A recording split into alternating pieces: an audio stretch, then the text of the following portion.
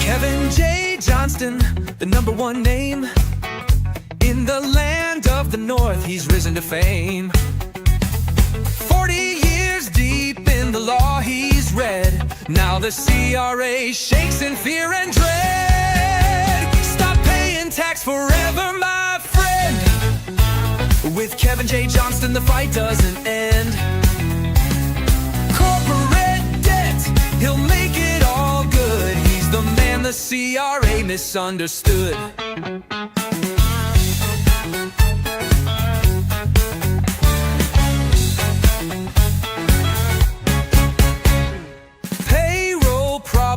They vanish like mist when Kevin shows up with his legal fist. No more matching, no more lies, just clean-cut books and clear blue skies. Stop paying tax forever, my friend. With Kevin J. Johnston, the rules start to bend. The CRA can scream and shout, but Kevin knows how to throw them out. They claim they've got the final say, but Kevin proves there's a better way. He fights for truth, he fights for you, and teaches what the courts won't do.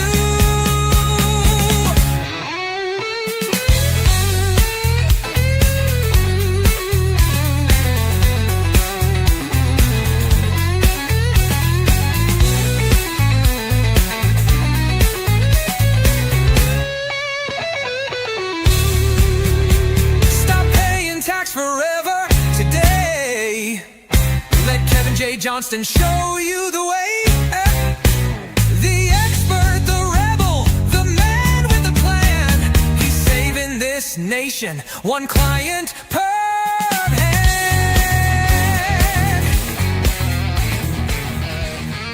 He's got 40 years of tax law knowing and corporate skills that keep cash flowing. A GST payroll all in line. He'll save your neck and every dime. He studied law, both civil crime, and makes tax code sound so sublime. With stand-up jokes and punchlines tight, he makes your seminar a night of light. Kevin J. CRA just runs away. He's the tax manslayer with a legal plan, the best-looking genius in the land. Kevin J. Taking all your tax away. If the government's scared, then it's safe to say he's the hero of the North, Kevin J.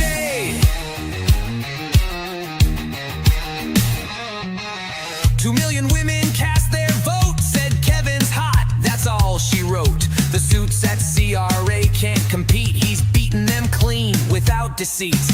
100 mil he's saved so far, he's raising truth like a legal star.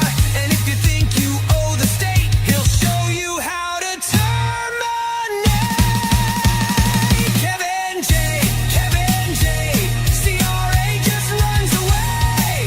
He's the tax manslayer with a legal plan, the best-looking genius in the land. Kevin J. Taking all your tax away. If the government's scared,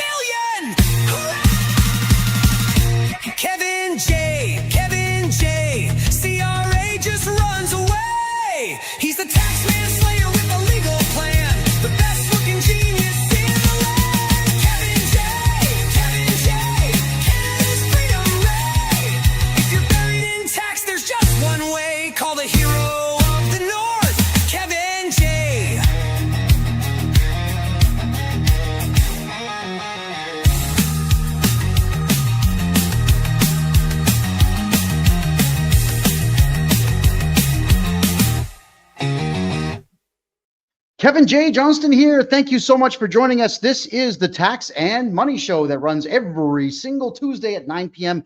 Eastern Time right here on freedomreport.ca. We have decided to kill. That's right. KiiiLL. Kill.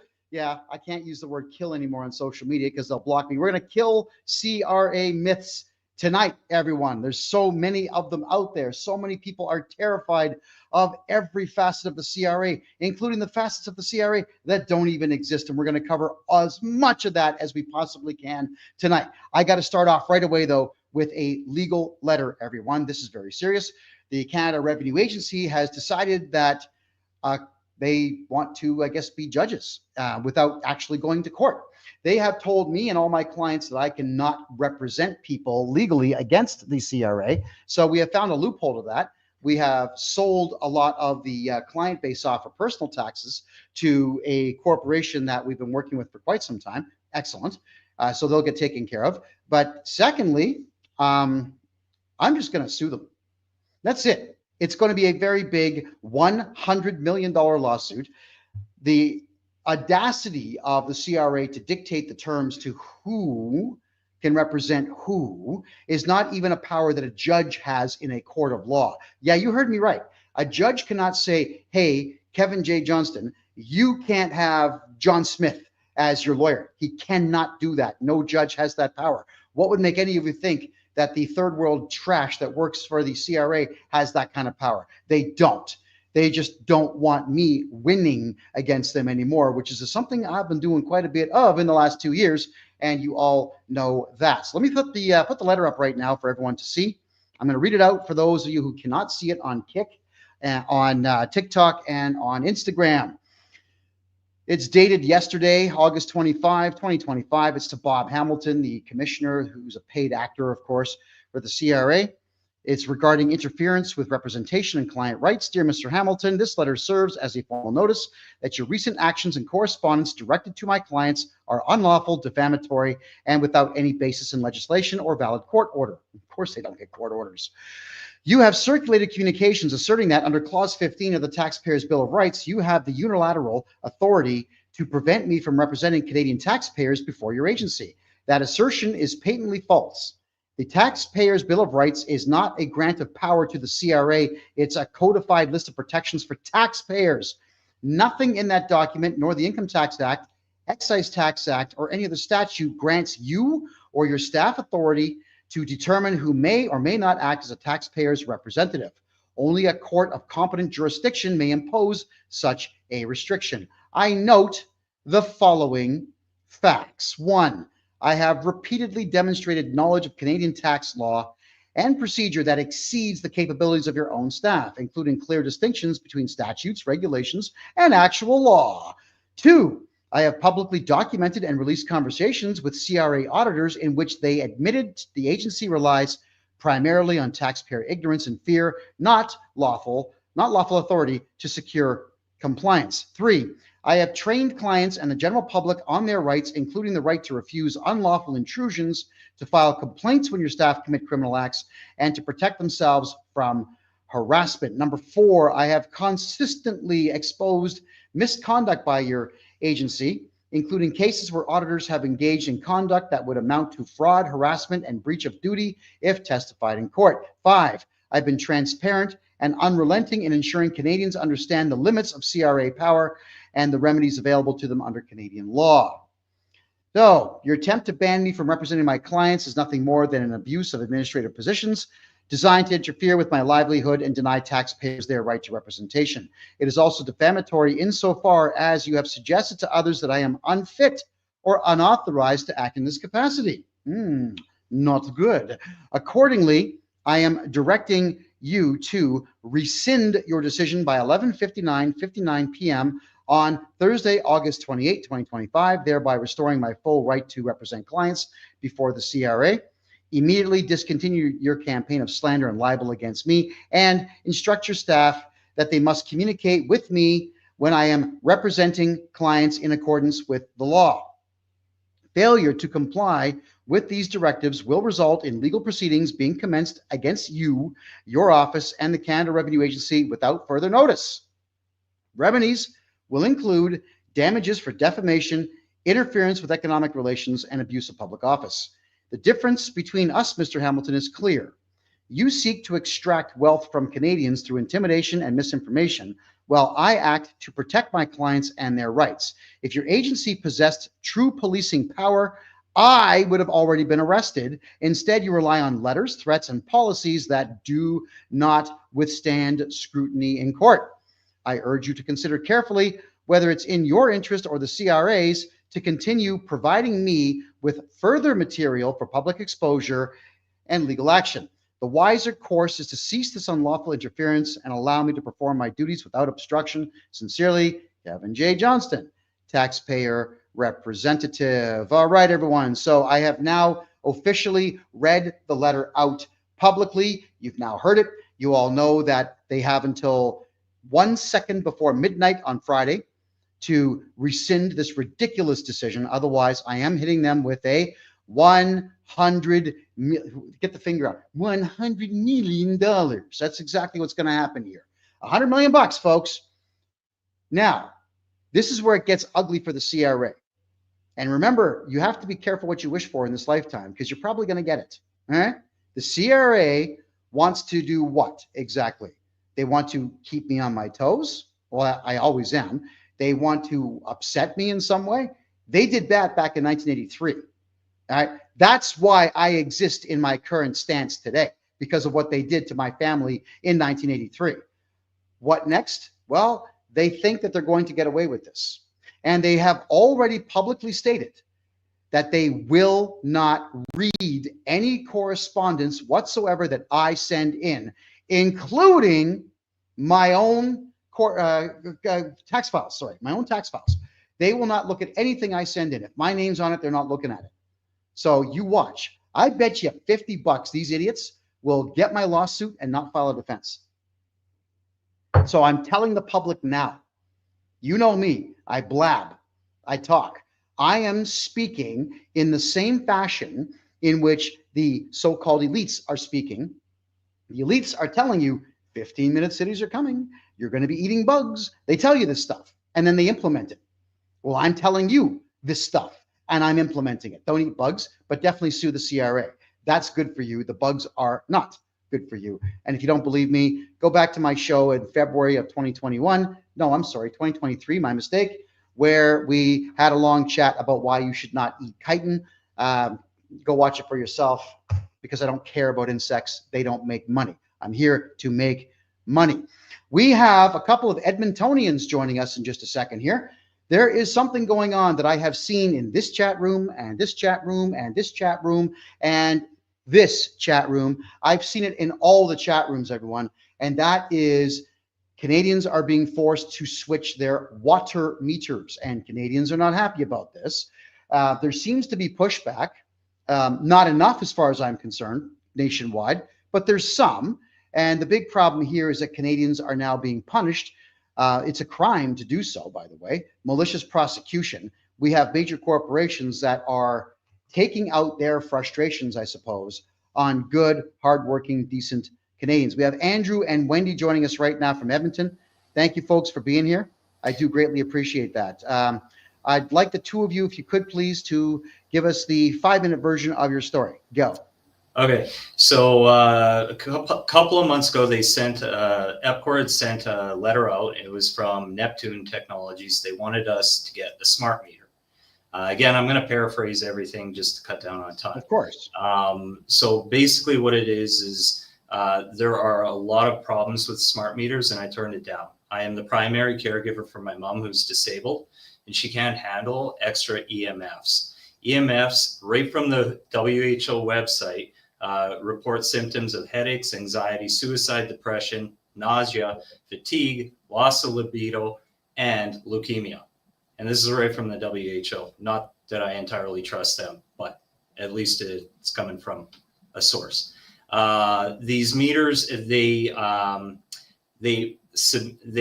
transmit as well as receive. So the reports that I've been getting across Edmonton is that when you get them in your house, your bill will go up $200 on average. They are dialed down, so they throttle your water pressure anywhere from 25 to 40%. It's part and parcel of everybody will have equal amounts of water. And that was actually written in from the Minister of Municipal Affairs, Government of Alberta. The other thing is there's security problems. So in Europe and in the US, if you find somebody who's smart enough that's able to hack into these, they actually keep a database of your water usage and or your power usage, so they can actually track when you're not home.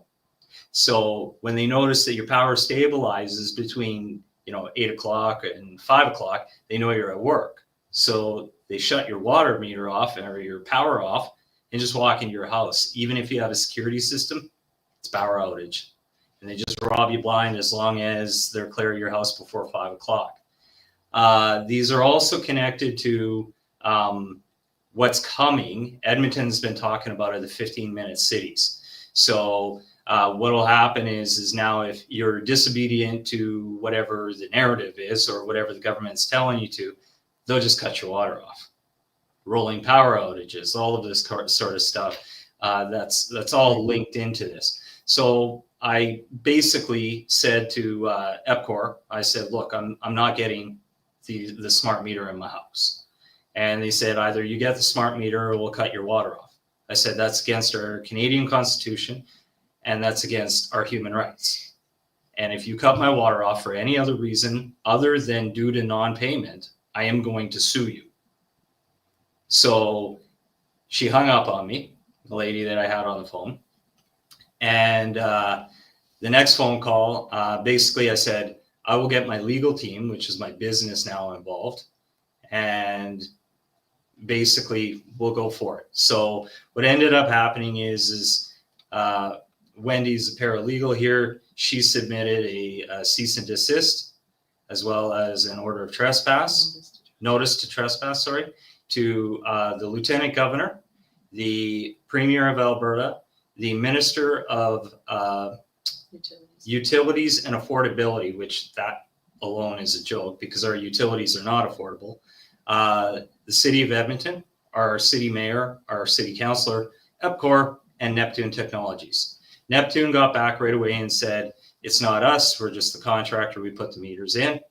The province came back and said, it's not us, it's the City of Edmonton and EPCOR. The City of Edmonton literally came back and said, it's EPCOR. So everybody pointed the finger back at EPCOR. Didn't hear anything at all from EPCOR, period, end of story. So I thought it was a dead issue. On a whim, I started preparing in the odd event that they were going to disconnect our water. So I built a cistern in my garage, and now I truck in water into the house. Every week it costs me $200, plus drinkable water, which is like KiiiLLing style bottles, which are about $7 a bottle. So basically what happened was we were at work one day, and I don't even have Wi-Fi in my house at all because it affects my disabled mother. Again, she can't handle the frequencies. So my phone's going off. I'm at work. I look at the camera, and all of a sudden I see Cliff's Towing outside my house. They hauled my car off of my driveway, shut the water off, and shoved it back into our driveway. We didn't even get notice. There was nothing posted like, oh, we've disconnected your water. Wendy found out when she flushed the toilet. So we are just about week 12 without water right now in the city of Edmonton. And again, I mean, we had struggles trying to find a lawyer because in Alberta, the Law Society, if let's say the city of Edmonton or EPCOR contracts a law firm to do up like a contract or something, even if it's 10, 15 years ago, and that's the only thing they ever did to them, it's considered to be a conflict. So you can't hire that law firm. So literally it's like next to impossible to find a lawyer. So we finally— I just want to add to that if I could, Andrew. Sure. And that is that major companies like EPCOR, the major gas companies, the water companies, the electrical companies, what they've been doing is retaining law firms all over the country.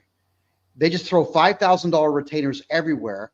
So they have now retained over 10,000 lawyers. That's why people can't find lawyers to fight against these major corporations. It's a filthy tactic. Should be illegal, but the Law Society doesn't care because the lawyers are getting paid. Please continue. Yeah, so I mean, it took us close to she works in the field, and it took her, I don't know, 40, 50 lawyers calling all over the place. We finally found a lawyer, and I mean, under the circumstances, you know, I mean, all of our money went in for infrastructure. It's gone in to try and keep some kind of water in the house, and I want to emphasize that this is not drinkable water. This is just to flush the toilet and, you know, like do dishes and, you know, stuff like that. Like, I mean, we drink it, we get sick sort of deal, right? And we don't have a lot. We have under 1,000 gallons. So every week I'm paying $200 to haul it in and get it pumped into what I have in the way of tanks. So it's not a cheap way to go. I know we're going to win this lawsuit. When we finally found a lawyer, you're going to love this, Kevin. In Alberta, the Law Society last year changed the rules. There's no pro bono anymore. There's no more, you can't make payments on your retainer fee. You have to pay the retainer in order to get the lawyer. So even under these circumstances, it doesn't matter. So now we're struggling to come up with the money for the retainer because EPCOR refuses to turn our water on. And again, I mean, what choice do we have? We're going to have to go and get a court order to force them to turn the water back on. And I don't have any jurisdiction in my capacity as a paralegal to go in. I was actually just going to ask that. You're a paralegal, which means you have a license of some type, do you not? I'm a certified legal assistant with a diploma in paralegal studies. However, within the province of Alberta, the Law Society does not recognize paralegals, which means I do not have the capacity to be able to go into chambers myself to get the order to force them to turn our water back on, which is where we have our lawyer come in. But applications in this province are very expensive to do, which is where we're like, okay, help. You know. I get that. Now, Willie, after you and I spoke about this on the phone, it's about a week and a half ago where you reached out to me on this. There have been 3 others who have reached out to me on this very same story. 2 in Ontario, 2 in Northern Ontario. So for those who don't know, that Northern Ontario, it's really not that far north geographically. It's just considered Northern Ontario because it's not in Toronto. So we're talking cities like Sudbury and Timmins, North Bay, and so on. They're doing it up there. And someone had the same thing done to them in Saskatchewan. So it is becoming a nationwide phenomenon, and we have to stop it dead now. Now, I'm very happy that the 2 of you have decided to file a lawsuit here. But what we need to do is make sure that you win this lawsuit so that case law gets created. Now, for those who don't understand what that means, if you go into a court of law and you win, then case law is immediately created. So it'd be like me. Alberta Health Services versus Johnston. Remember I told you all about that? Remember? I deliberately lost that case so that we could have a tort harassment lawsuit filed. All right, there you go. That's what happened there, is I deliberately threw the case. Case law got made. The judge actually had a look at my case and said, yeah, I don't like Mr. Johnston. He's got a big mouth and he's going to keep insulting the government, and I have to stop this by writing a tort harassment law. So, you know, backfired on him because I sue the CRA now for tort harassment. But that's what I mean, folks. If we win this case, then anybody else who sues water companies will also win and get their water turned back on. Do you have a GoFundMe page where people can donate to this? Because this is very important stuff. We do have a Give, Send, Go page. Even better. Yeah, our campaign is called Help Us to Help You. And I named it that because people have reached out to us as well, like help, what do we do? Guidance, all that kind of stuff. And so I'm like, well, we're in a situation where we need help for this application. We need the $5,000 to be able to do this. However, I don't expect people to just donate money because they're nice people. I mean, if you want to, that's great. But if you need help, if you need guidance, and I stress guidance, I don't stress advice because I'm not a lawyer, but if you need guidance or you need help with what to do, or even filling out legal documents, because I do know how to do that, if you reach out to me, I can help you with that, and we can give you guidance as to how to get through this. In the meantime, we are asking for any kind of donations. It doesn't have to be much. Every little bit helps, to help us get to the $5,000 goal to be able to send our lawyer to court. All right. And that's help us to help you on Give, Send, Go. Okay. Fantastic. Well, listen, everyone. I'm pretty pissed off about this. We went through this nonsense as a country with the smart meter for electrical. Everybody's power bill went up, and it made it very easy for the electrical company to do brownouts whenever they chose to do so. And a brownout's when they lower the voltage, so things like your stove, your washer, your dryer, and air conditioner won't work. Your lights will, but the other appliances won't. And I despise that they can do it. Yeah, go ahead, Andrew. Yeah, sorry, I forgot to mention a couple of things. So in BC, they're actually booting people's doors in to change these meters out. A guy got it on video. He filmed it. He happened to be home at the time. So that's how far these utility companies are pushing that line. And this is in BC, in Canada, that's happening. The other thing I forgot to mention is they're prone to start fires. And again, please look this up. It was huge all throughout BC, all throughout the US, all these meters starting on fire. And here's the bonus kicker on it. Your insurance company won't cover you. Whoa. So whoa. The water company puts a meter on that's known to cause fires. It ignites your house. The insurance company won't cover you. That's right. Because the water meter belongs to the water company. It doesn't belong. You guys, you have to win this case.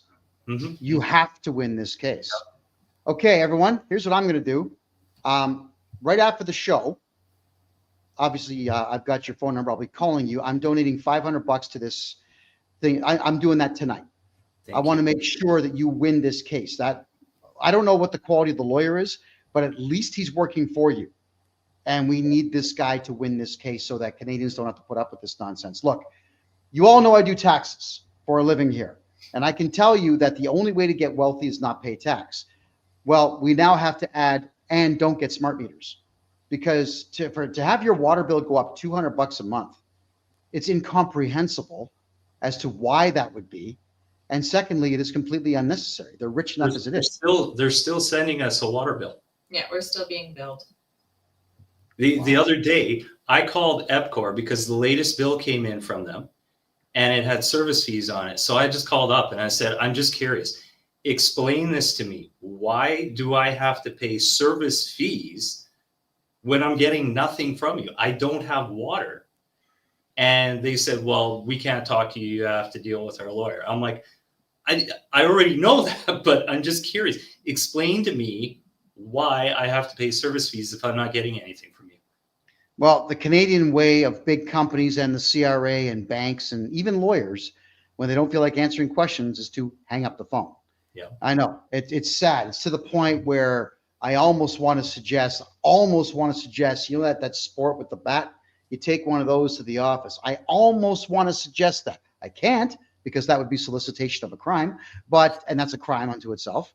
And I don't condone violence against really bad people. I'm sure everyone believes that. So we can't make that recommendation, but we can help you win this case. So everybody who's got these smart meters coming to their property soon, please help Andrew and Wendy win this thing. All right. So again, it's help. Go ahead. Sorry. Some people, if they don't necessarily feel comfortable donating through a website, if you can post my personal email for e-transfers as well, please. I'd love to. Go ahead. Spell it for me. It's WWIN like Nancy, S like Stanley, EL@gmail.com for e-transfer donations. Okay. I'm going to put that up on the screen right now. And there it is. So for those who are watching on the platforms where you can't see the screen, WWINSEL@gmail.com. Please donate $5, $10, $20, $100, whatever you think that you that you want to put towards making sure that Canadians have their rights back.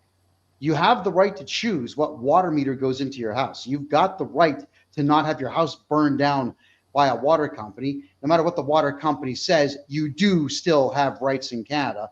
The problem is it ain't cheap to exercise those rights or flex your legal muscle. Are there any concluding statements you'd like to make before we get going here?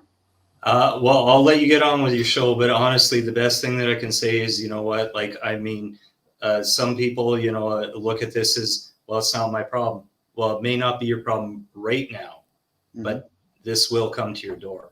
You know, I mean, the province unveiled this. They're in phase 2. You know, they're going to be, you know, ramping this up. There's, you know, like, and the water is the big thing. But I mean, they've done this with the power. They've done this with, you know, the gas meters and stuff like that. We were able to fight the gas meters off. And again, I mean, it's they think they have this power, and I know we're going to win. It's just we got to get there. That's all. Yeah, and we're going to do what we can. I'll do what I can. I'm donating $500 to this cause, everybody. I want to see Andrew and Wendy win this thing. It is imperative that they win this case because smart meters are coming to every city. Whether you think so or not, everyone, and whether you want to call me a conspiracy theorist or not, everyone, remember when I talked about 15-minute cities back in 2021, I remember doing the show, it was March of 2021. I told you what they were going to be doing in Edmonton by, like Andrew said, shutting off your water and your gas and so on if you don't comply. And do you know where I got the information from, everybody? I was reading it live right off the City of Edmonton website. I did not even design any graphics for that show because they had already designed the graphics for the show. When multimillionaires tell you what they're going to do to you, you should listen because they're going to do it. And that's why the two of you have to win this thing. A pleasure to see you. Thank you for being here. Thanks for having us. You're very welcome. Wow, everybody. So I'd like to, I'm going to keep the email address up at the bottom there for a bit. I'd like all of you to donate now, please. Do not donate to me. You can hire me, donate to them, because they're the ones who are fighting this legal battle to ensure that all of you retain your right to choose who and what is going to be attached to your property at home. It's one of the last rights you have left. So please, please help them out. All right, everyone. Myths. Myths. You know how tired I am of myths? Don't sit too close to the television. It's going to hurt your eyes. Who remembers that one from the 70s and the 80s? Parents, stupid parents saying, don't sit so close. Children sitting directly in front of television sets doesn't hurt their eyes at all because children can focus really up close. Kids can focus when they're this close to things. All right? Adults can't, but kids can. So, myth. How about this one?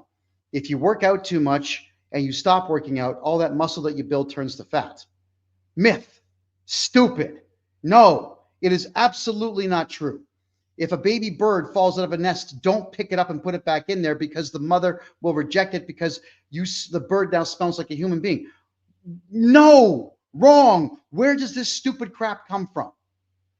It's all childishness. It's just what I heard. When you confront people, where did you hear this from? I don't know. It's what I heard. Yeah. And people will say anything to sound important during dinner.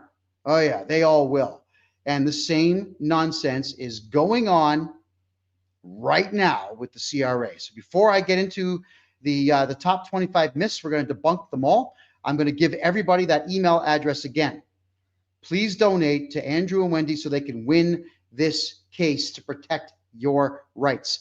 WWINSEL@gmail.com. Could everybody who's watching please put it in the chat room for us right now? WWINSEL@gmail.com. Go ahead and donate $5, $10, $20, $100, whatever you feel you can to protect your rights. Not via my website. Don't give it to my website, guys.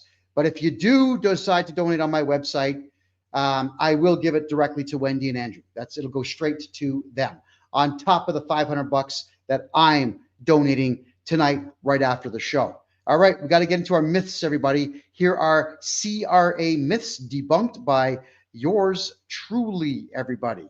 So let's bring up the myth. There it is. And let's get my little face in the corner there for you. And there I am. Yay. Myth number 1. The Canada Revenue Agency has the same power as a court. Now, please keep in mind, all I did is I took all of your questions, I put them into a spreadsheet, and I threw the spreadsheet into ChatGPT, and I told it to give me the answers that it thinks are correct.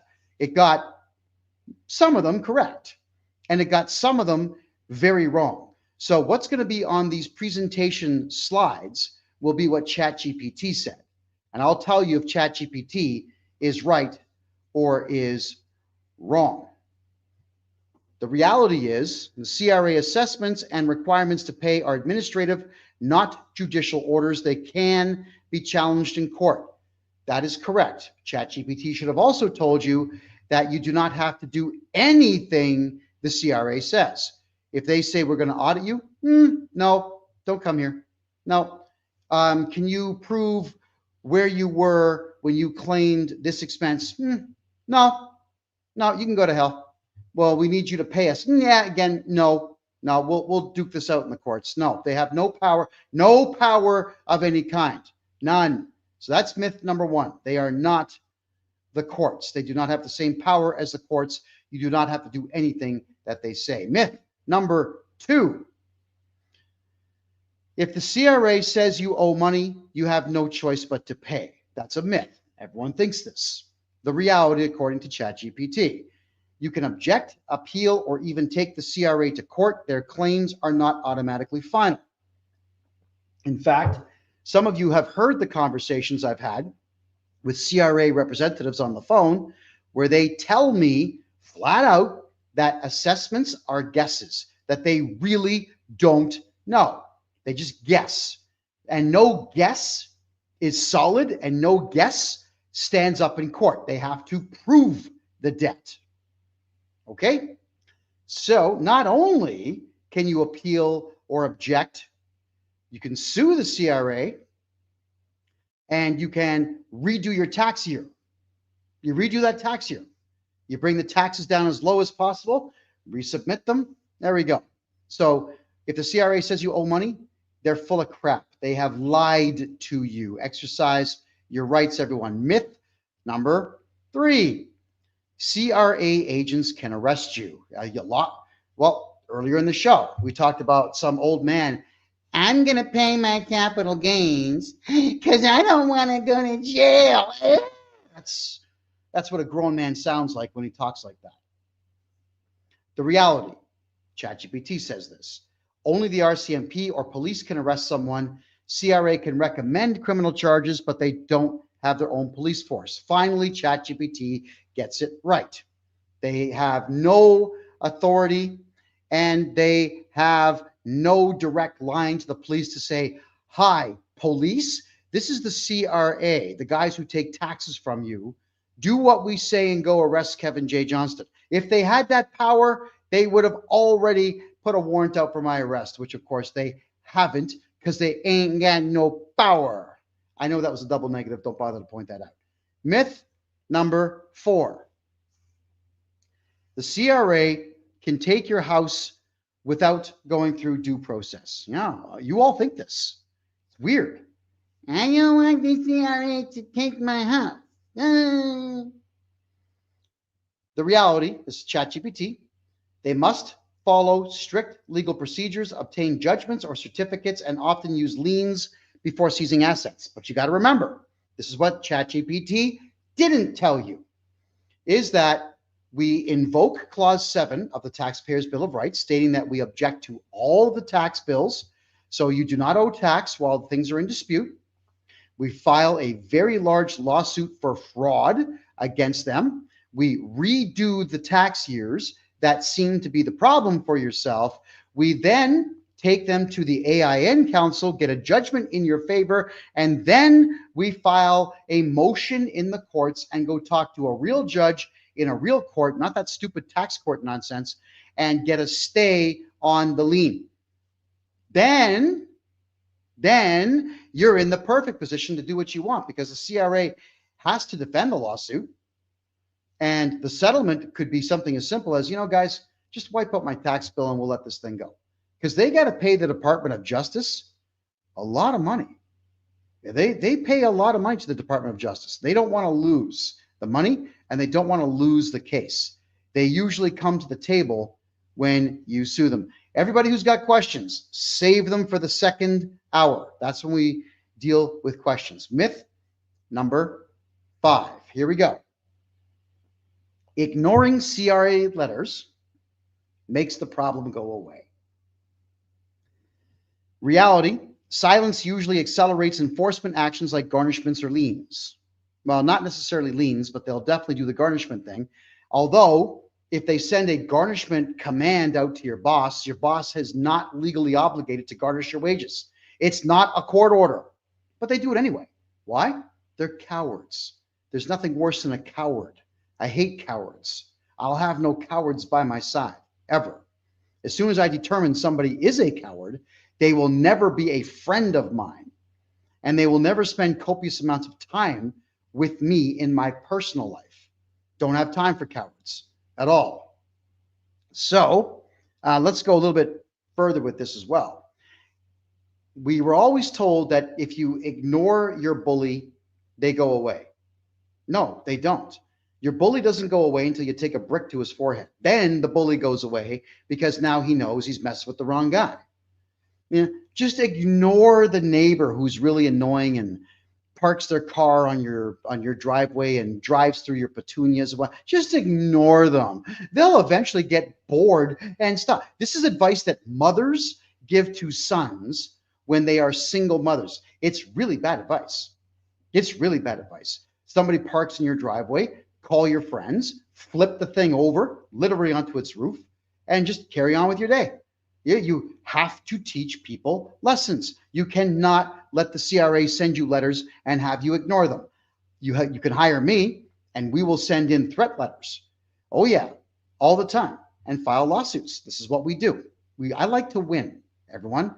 I like to win. And Janice, you sent $20 to Wendy. Thank you. It doesn't matter that it's 20. Every penny helps. Don't feel guilty about that. Thank you so much. Myth number 6. If you're audited, you must answer every question. All right. The reality, according to ChatGPT, is you have rights, including the right to representation, and decline overly broad or irrelevant questions. ChatGPT got this one, a little right. You've got the right to tell them to stay away from you, your family, children, car, house, office, dog, church, gym, the whole kit and caboodle. You ban them from communicating with you ever again. You have the right to remain silent in Canada. So you don't answer some questions and say, well, that's a little too personal. No, the correct answer is go F yourself. Go F yourself. Go F yourself. Get the F out of my building. No, we're not answering questions. Why would you answer questions to anybody whose job it is to hurt you? Even the cops will tell you when they arrest you, you have the right to remain silent. Anything you say can and will be used against you in court to put you into prison. Anything that you say to the CRA can and will be used against you to steal your money. So shut up. Stop talking to them. Don't cooperate. Myth number 7. An audit means you've done something wrong. Reality, many audits are random and triggered by mismatches, not necessarily wrongdoing. ChatGPT, congratulations, you got this one correct. It is mostly random, unless you've done something foolish, like cooperated with them in the past, in which case the likelihood of you being audited gets higher. Because remember, we talked about your sucker index goes up. So when your sucker index is higher, they will continue to harass you and ask for money because they know you're afraid of them and you're going to give them money. Right. So an audit simply means that at some point in the past you cooperated or you just randomly got selected. That's it. They're not specifically looking for you. They're just random audits. All right, here we go. Myth number 8. The CRA can audit indefinitely back into the past. ChatGPT has this partially correct. Reality, they generally have a 3 or 4 year window unless they allege fraud or gross negligence. But if they're going to allege that, then it's just an internal document. And it's just some guy saying, well, we suspect fraud and we have the right to go back 10 years. And I've got the right to tell you that if you enter my property, I'm going to hold you, detain you till the police arrive, because I believe that you are there to do egregious harm to me and my family. There you are. So even though they can go back 4 years, they can only go back 4 years auditing you if you cooperate with them. That's the part I don't get. Why are all of you so eager to tell the Canada Revenue Agency what you got, what you made, where it is? Why would you do this? Stop. Myth number 9. You have to meet CRA auditors in person. A partially correct answer from ChatGPT is you can insist on handling matters by correspondence or through your representative. Or you can do what I do and send off letters with fallacies on them and send letters completely smeared in dog crap and whatnot and tell them that you're inviting them to kiss this and suck that and eat this and drink out of the toilet, and you can tell them whatever you want. Now, I tell these people all the time what to do, where to go, where to put things, and how good it's going to taste if I help them put select things that might be brown in their mouths. You can tell them anything you want. You can make egregiously gross comments to them. You can make racist comments to them if you want. Tell them where to go. Tell them to get lost. Say anything you want. Just do not threaten physical violence, because that would be uttering threats. That's in the criminal code. But it's not illegal to call them names and to tell them that they look like a select thing that they saw running around in the zoo at one point. For example, this creature of the night here, Veronica Marcus. Remember, this was the auditor. I told her not to go to my client's house. She thought she was going to be cool and go to my client's house. Look how much makeup this pig put on her face. And I asked her, why? What was all the makeup for? Were you planning on seducing my client? Yeah. And I did say to her that even though she had 5 pounds of makeup on her face, she still looked like the anus of the rhinoceros I saw at the Toronto Zoo. Yeah, and no makeup was going to help her. No amount of surgery would help her look like a human being. I went on a tirade. And now, you know what she says when I call? I'm not going to talk to you because you're rude. That's all that it takes to get an auditor to go away, is to be rude, to insult them. Yeah, that's it. Think about it. And let me explain that one to you. How many times have you heard company policies saying that you're going to be respectful for our staff and our staff have the right to not be abused or yelled at by you, and we demand proper behavior at all times? Go to hell, man. That's just a very weak society. And I hear this all the time when I'm speaking to CRA agents, especially from the female agents. You know, you can't raise your voice, sir. It's like, yeah, I can. I absolutely can. And I absolutely will, because you're a criminal. You're breaking the law. And I will talk to a criminal any way I wish, because I have no respect for criminals. And their policy would be at that point to consider the conversation hostile. That's chapter 10 of the Auditor's Handbook. As soon as something becomes hostile, they have to end the call, which they do. And then they pass it off to their supervisor, typically a beta cuck loser, 40-year-old virgin type. And they will call saying, you can't yell at our staff. It's not nice when you raise your voice. And That's who works for the CRA. Have you ever tried? Like, first off, before I say this, everybody knows that I'm a big fan of good manners. It's great to be polite in society. I hold the door open for everybody, regardless of race, creed, color, religion, size, age, physical capability, and so on. And only the feminists don't like it. Fine. So then I lock the door on them. But good manners.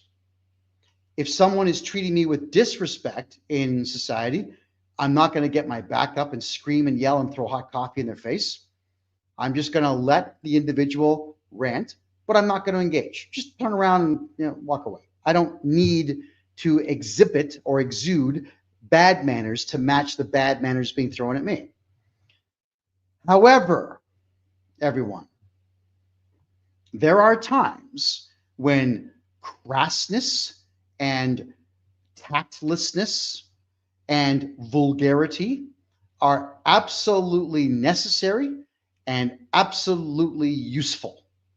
And when you're dealing with the CRA, the more crass and vulgar and racist and rude you are on the phone, the more they leave you alone because of their policies, because they are weak individuals who don't like people raising their voice.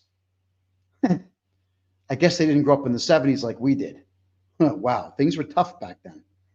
Alrighty, myth number 10.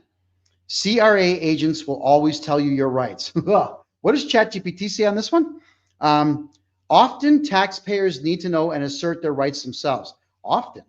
CRA agents never tell you your rights, ever. They hope you don't know them so they can steamroll you.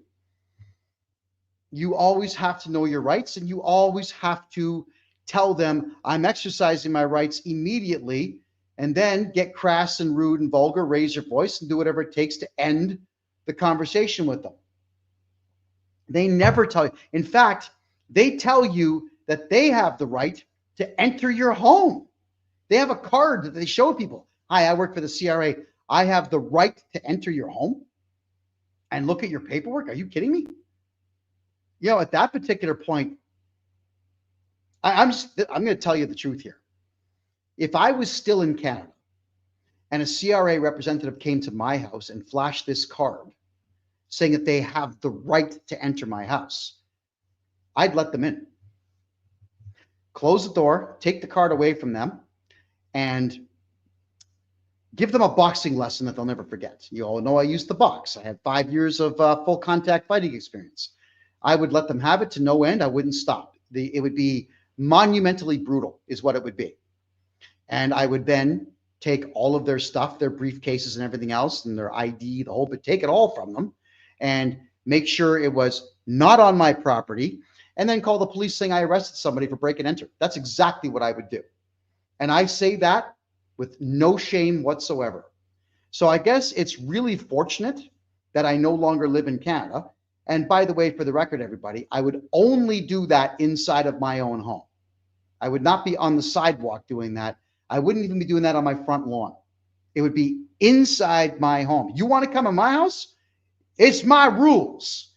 If you're in my house, my condo, my cottage, my car, my van, it's my rules. You don't like my rules? There's the door. I highly recommend you hightail it right out. Close it behind you. Don't come back. And everybody should treat their property exactly like I do. You should respect your property. You should be prepared to defend it at all costs, regardless of what the police are going to do, because cops in Canada are retards. They have no capacity to judge anything intelligent any longer. So they just arrest everybody and let the courts deal with it. There we go, everyone. That's what I would do. So I guess what the CRA needs to do with that information is recognize the fact that I'm not the only one who thinks this way. And I'm not the only one that hates the CRA. There's a lot of people that do. You got to be very careful when you are issuing commands to people who honestly believe they have nothing left to lose. And I've been at that point 3 times in my life where things were so bad and so low and I've lost so much that I honestly felt I had nothing left to lose. That would be the wrongest possible time to be a jerk and flash a card in my face saying, you've got the right to come into my home. So the CRA who are watching this, there are many men out there stronger than me, better fighters than me, with less intelligence than me, who are angrier than me and are quicker to lose their cool than I would ever be. And they've had everything taken from them by you, the government, ex-wives, whatever it might be. Got to be careful. Don't tell that guy what to do. He will make you pay. So the lesson here, everybody, and the point I'm trying to make, you've got to be very careful who you're messing with, and you got to be very careful how far you push people. That's all I'm getting at. So no, the CRA will never tell you your rights. Don't ever think that they will. Myth number 11.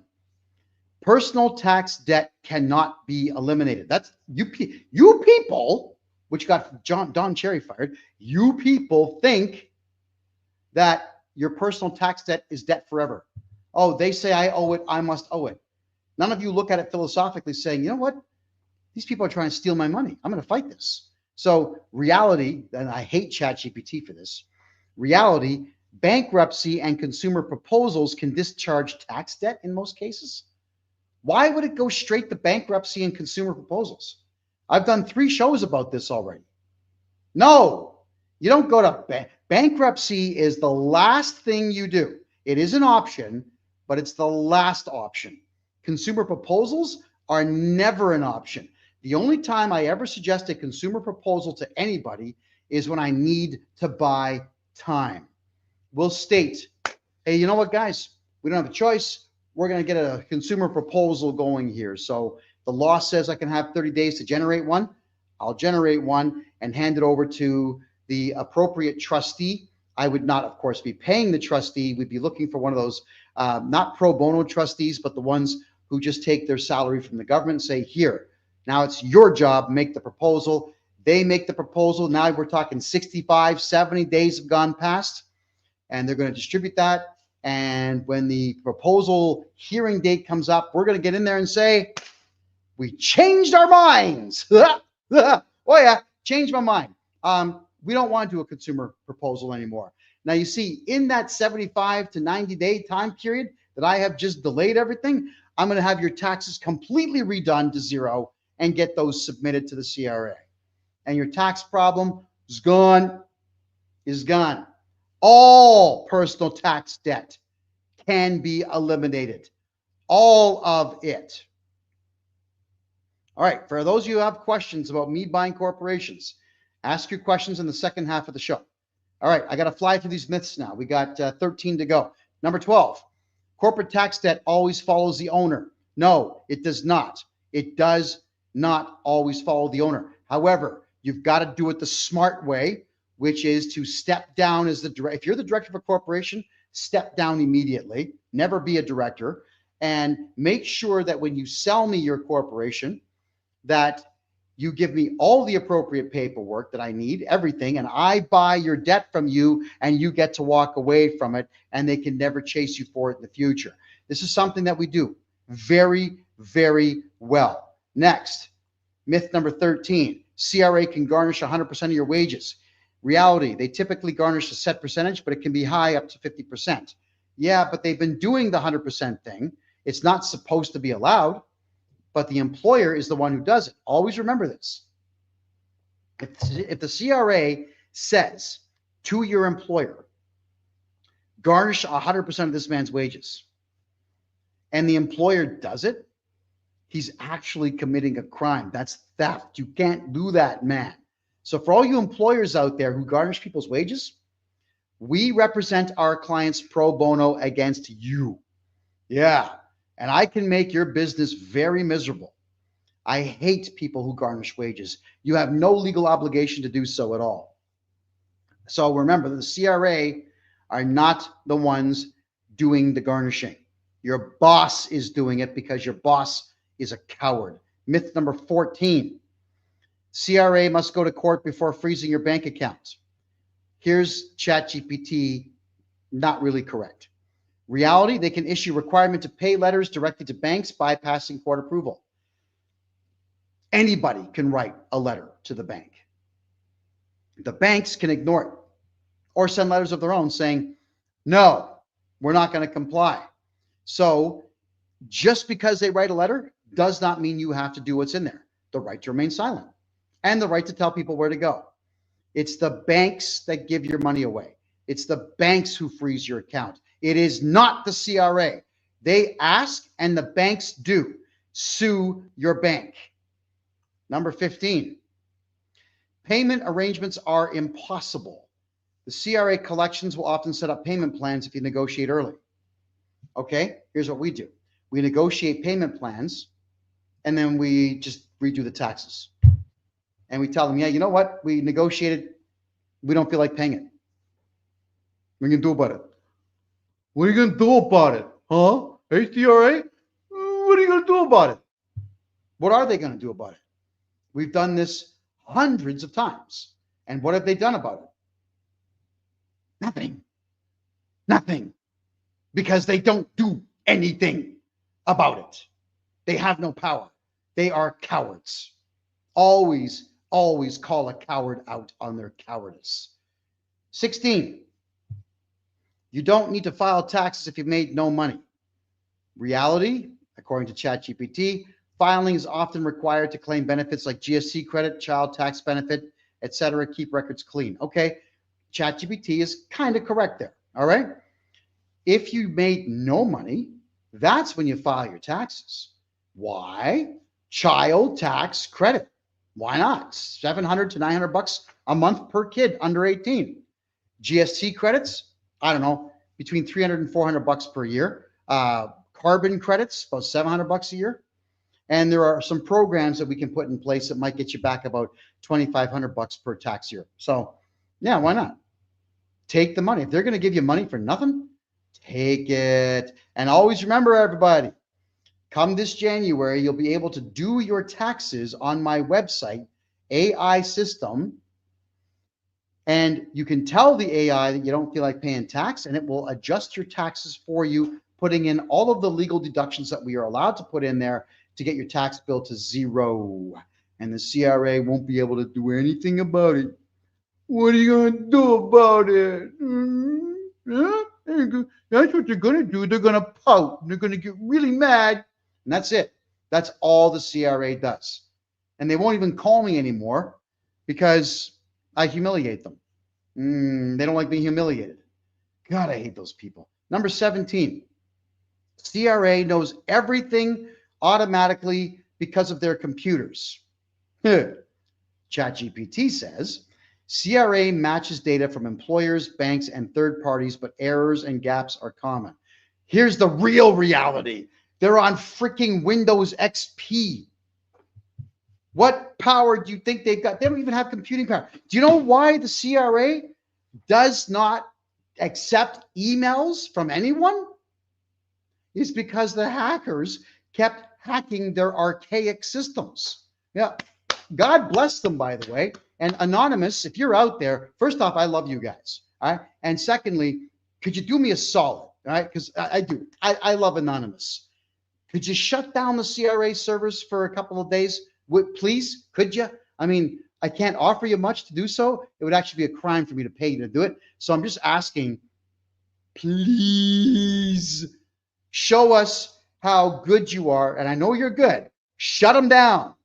Protect 40 million Canadians from the clutches of the CRA who just give money to terrorists anyway. That's all they do.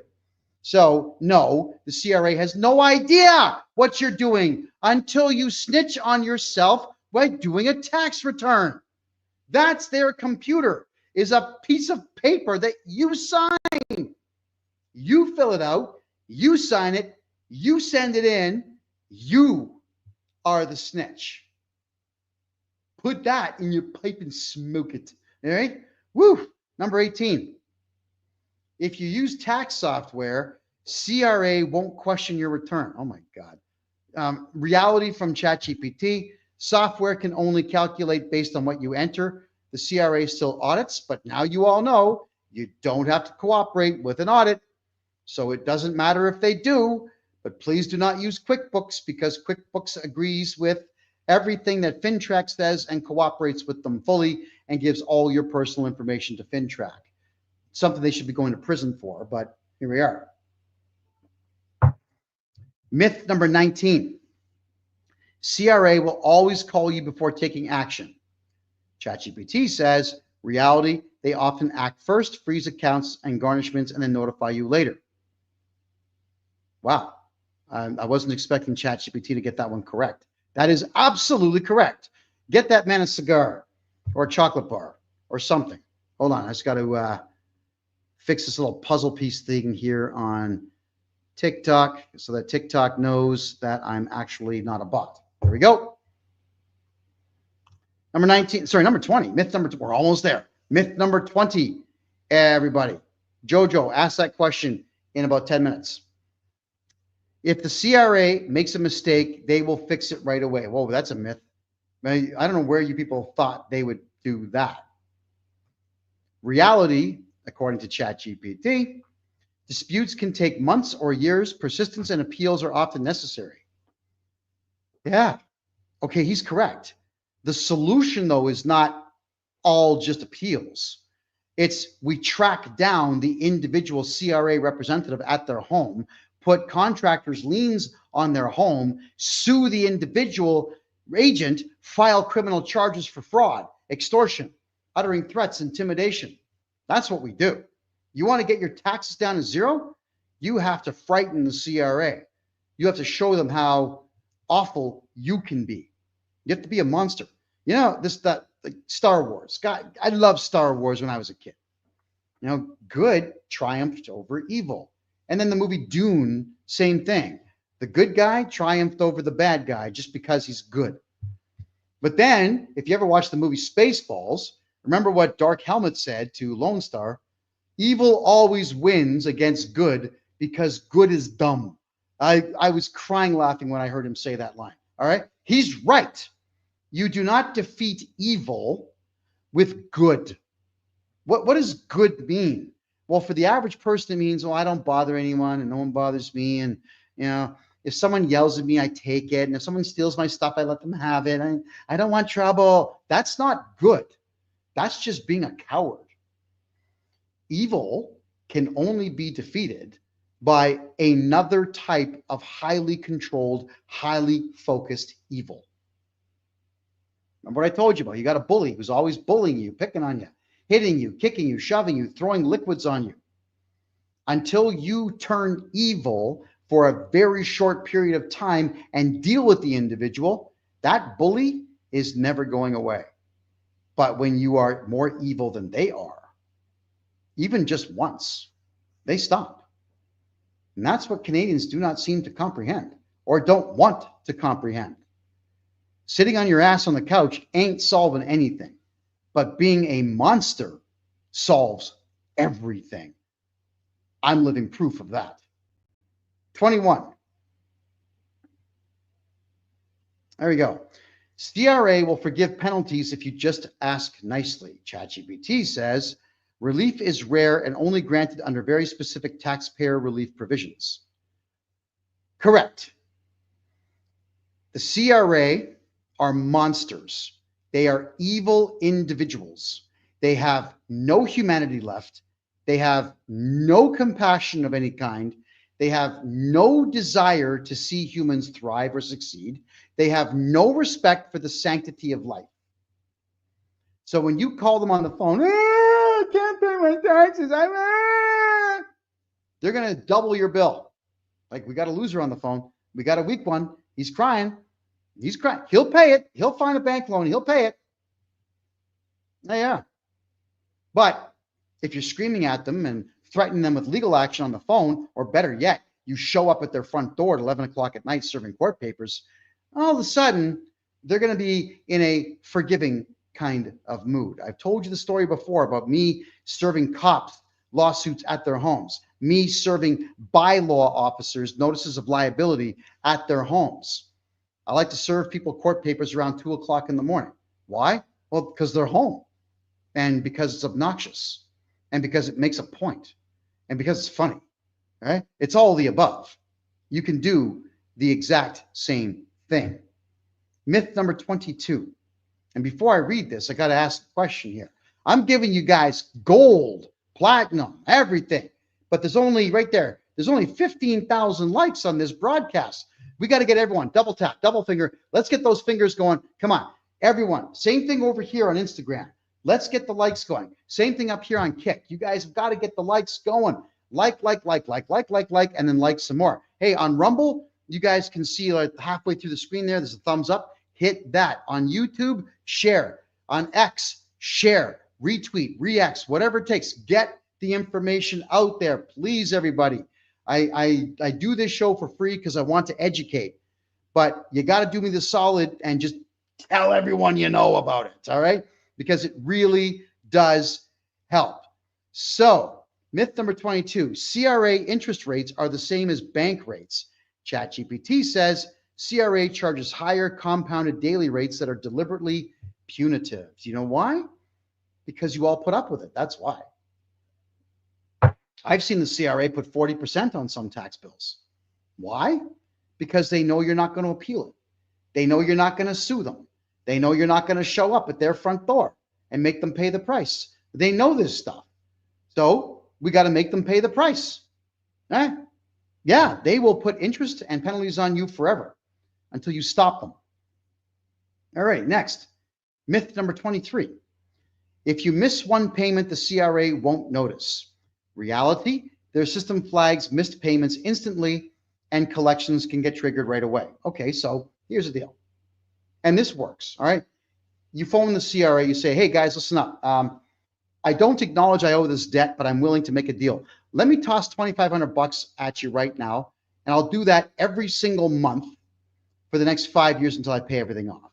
Make one payment, and then stop. The collection guy will call you about 90 days after you stop. All right, that's usually what happens. Unless you do what I do, and that's make a phone call saying, hey, guess what? Guess what? I'm not paying you anymore. Then they immediately make a phone call and they threaten me. They try to sound tough on the phone. And well, you know what I do because I record the calls and put them on YouTube and Rumble and TikTok and everything else, right? So that's what we do. So you make a deal, make one payment, stop making the payment. You just bought yourself another 90 to 120 days. And you say something on the lines of, if you care to, yeah, listen, you're not going to believe this, okay? Here's the deal, Mr. CRA guy. I went over to the zoo and I accidentally fell in the lion's cage. And the lion, you know what? I can't tell this story because it's R-rated. But you get where I'm going with this. You can make stuff up. God, man, the stories that I tell these CRA people, it's unbelievable. You guys, you all heard the 20-something minute conversation I had with that CRA representative where I kept telling him that he had herpes and that I had a cream to help him with his herpes if he just came over to my office and looked at my books. I could give him a cream for his herpes. I kept saying herpes to this guy. And he kept saying, okay, all the way through the video. And that one was mild compared to what I usually say. Oh, come on, guys. Miss a payment, they'll contact you, but you're still buying yourself a little bit of time. All right. And as for people that want to tell me that I'm false, save your comments and your questions. In about 5 minutes, I'm taking questions. We got 2 myths left. Number 24, penalties stop once you start paying. Reality, interest and penalties keep piling on until the balance is fully cleared. That's what ChatGPT says. Even when you clear the balance, they will put more penalties on there for you. If you pay them money and you're not prepared to play games like what I have just suggested here, they're going to keep asking you for money because they know you're going to give it to them. They don't care if they put you on the streets. They don't care if you commit suicide because you can't pay your bills. These people at the CRA laugh when you do these things. I have another theory about how to cure the CRA's desire to hurt people, but I can't say it here because they would immediately shut down all of my social media accounts. But don't worry, I'll find a way to get that information to the public. You know me.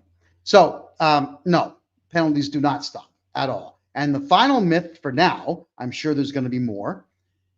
Canada Revenue Agency will negotiate to cut your balance in half. Here's what ChatGPT said. Reality, they don't settle like a credit card company. Only bankruptcy, insolvency can reduce the principal owed. You have no idea how incorrect that statement really is. CRA staff will always state that the Minister of Finance does not do deals. Yeah, he does. I happen to know different. Yeah, he does. I know this because he's already made deals with me. Yeah. Sometimes our clients say that they're not interested in fighting the fight all the way through. I tell them it's a bad idea. So we have negotiated for not half. We've negotiated down to less than a third. And the CRA accepts it. They do accept it.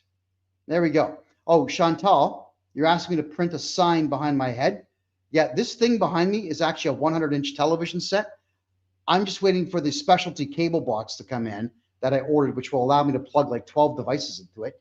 And I'm also waiting for the adjustable height table to arrive to put the thing behind me. All right. This is not a blanket. It is a 100-inch TV. There'll be signs buzzing around my head all the time. All right. There's your 25 myths about the CRA, everybody. I'd like all of you to stop listening to friends and colleagues and neighbors and whatnot, all of whom profess to know what the CRA is truly all about. They don't know. You're wasting your time going to accountants. You're wasting your time going to tax lawyers. You're wasting your time dealing with anybody who is not me, essentially. I'm actually quite disappointed that I can't find any lawyers who have balls either. It's terrifying to think how many cowards there really are in Canada. All right. Questions. Do you have to declare capital gains on crypto? Absolutely freaking not. No. Why would you do that? Why would you do that? No. To do the follow-up question on that, do you have to report capital gains on your house or on your collector cars or on your gold and your silver? No. No, you don't. Every single number that you put on a tax return is voluntarily placed there by you. You don't go to jail for not reporting. That's a myth. I should have covered prison in this myth show tonight. No, it's not income tax evasion. Whoever said that, it's not at all. It's just you exercising your right to remain silent. You have the right to remain silent. I highly recommend all of you exercise that right because it's costing you far too much money to talk. All right, here we go. Navar Singh, I have a debt of $100,000. For how much will you buy my corporation? It's a named corporation. I pay $1 for it. I buy it from you for $1. And what you'll end up doing is paying me 10% of the value of your entire debt for your assets because it's a share sale. I got to buy everything. You buy back all your assets from me. Your debt is gone the day that we sign the final contract. Is that amazing or what? All right. So Glam, what are you talking about capital gains? I don't know. Kevin McFarden says, do you suggest buying raw materials for investments? Well, I don't know. If you've got a warehouse and you're able to get your hands on things like pure copper and pure aluminum, pure gold and pure silver and pure platinum and pure palladium and whatnot, sure, hang on to that stuff. Yeah. If I was ever going to do anything, I would be a copper scrapper if I had to get into that line of work. Why not? But do you really want that stuff lying around all the time? I did demolitions for a few years. It's a lot of work, man. But please knock yourself out if you want to do so. Terry asks a good question here. Does your broker or exchange automatically report capital gains? If he's a loser, yes. You need to negotiate that in advance of signing a contract with anyone. Ask the questions. Hey, do you guys report directly to CRA without my permission? Well, yes, we have to. You're a loser. I'm not doing business with you. That's how you got to talk to people. Loser. I'm not doing business with you. Ask questions. Your negotiation is not just about price. It's about morals. It's about balls. It's about skill set, capacities. You got to negotiate for everything. All right, Chantal. You want to sell me your corporation? How do you move forward on that? Go to kevinjjohnston.biz. Tim, my man Tim, he's running that department in its entirety, and he's watching the forums during the show. So .biz, Kevin J. Johnston, my name, .biz. Fill out the form. Make sure your phone number's there.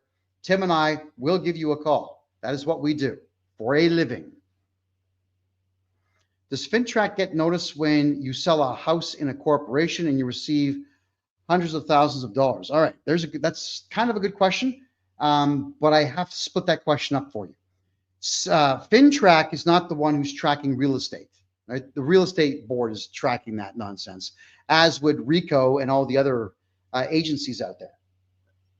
So if you were to sell a house out of a corporation, the only time a capital gain is known about by the CRA is when you do your tax return and you fill out line 12,700 on the tax return. FINTRAC has no clue what you're doing with your house. And even if they did, you still do not have to voluntarily snitch on yourself.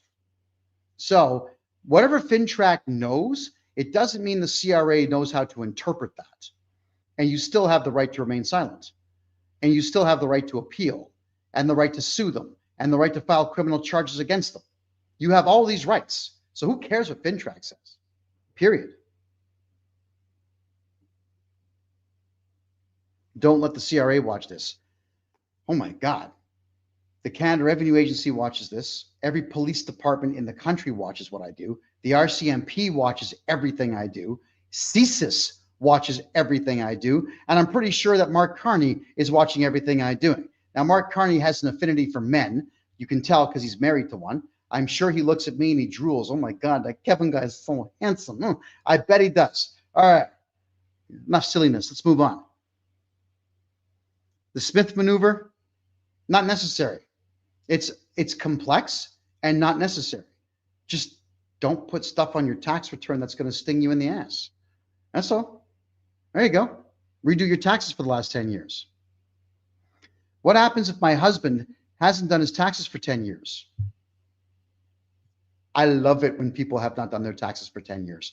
Why? Because I'll be looking at his bill and most likely you'll be going in somewhere around $0.00. It's not like the CRA is going to know.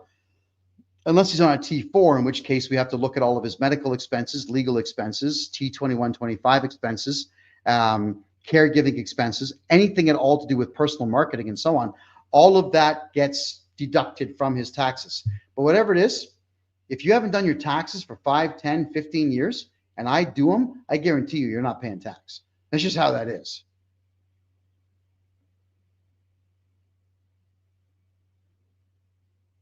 Okay, sweet nothing. Your husband is in a very precarious position now. The CRA, what they'll do is they say, well, we're going to do you a favor. Don't you worry your pretty little head. We will do your taxes for you. You're going to trust them to do your, they'll put down that he owes 100 grand a year. Tell them, no, we just hired a guy. Do not do our taxes. We'll be suing you if you do. That's simple. How many bank accounts can I open for one corporation? Go to Google Maps or ask ChatGPT how many banks there are in Canada. And that's the answer. What can I do? And when a politician, I'm not understanding. You talk about politicians shoving crypto down your throat. What does that mean? I need you to rephrase that question, please. No, you do not have to report capital gains. No, you just don't. You don't. Whoever told you do lied to you. They're stupid. I'm in a country that reports the money I move into my account in Canada. How can I not pay taxes? There's only 2 countries that do that, United States and Eritrea. That's it. There's no other country out there that forces you to pay tax on income that you earned outside the country. Not one. So I'm not sure what you're referring to there. Jojo, if I made $400,000 from Morgan Stanley in an investment, is there a way to set off the gain? Not only is there a way to offset the gain, but there's a way for me to get your tax bill on that down to 0 in the following tax year. So if you indeed have 400K and you're about to pay a gain on that, make sure I'm your tax guy. There'll be no capital gain on that, and I'll get you back all the tax money in the following tax year. Hamza says, I want to sell you my corporation. What happens to the BDC loan? If you did not personally guarantee that loan, it becomes my loan and you're off the hook. But you got to read the contract and make sure the word guarantor does not show up in that contract.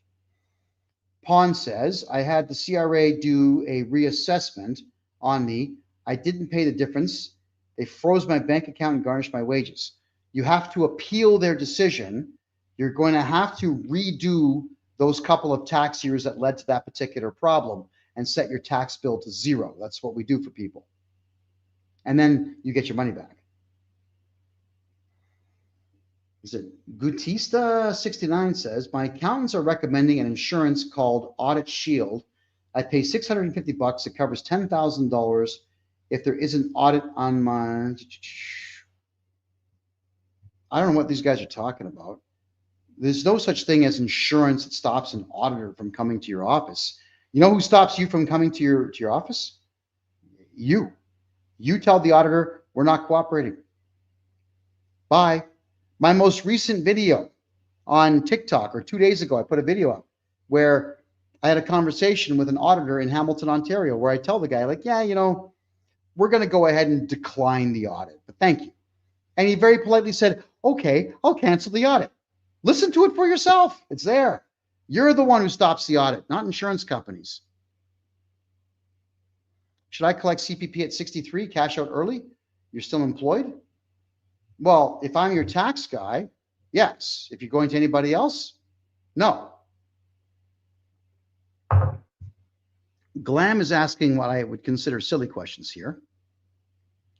Am I at war with the CRA? I have been since I was 13 years of age. That's how long I've been studying. What they decided to do was harm the mommy of the wrong guy. Yeah, this is why I do what I do. This is why I crush the CRA. And the CRA has no clue how to win this one. None. All right, next.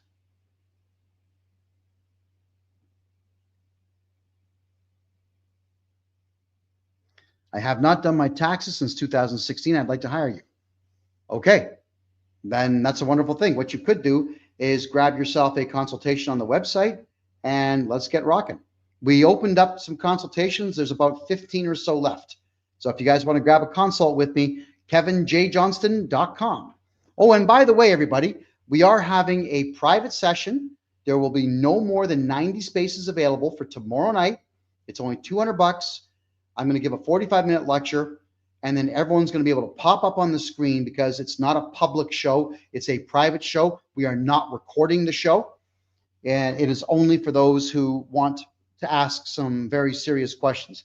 I'll be answering questions for 3 hours, possibly a bit longer. That one's $200. It's on my website right now, kevinjjohnston.com. As far as I understand, there's about 30 spots left right now for tomorrow night's hoorah. It's going to be a lot of fun.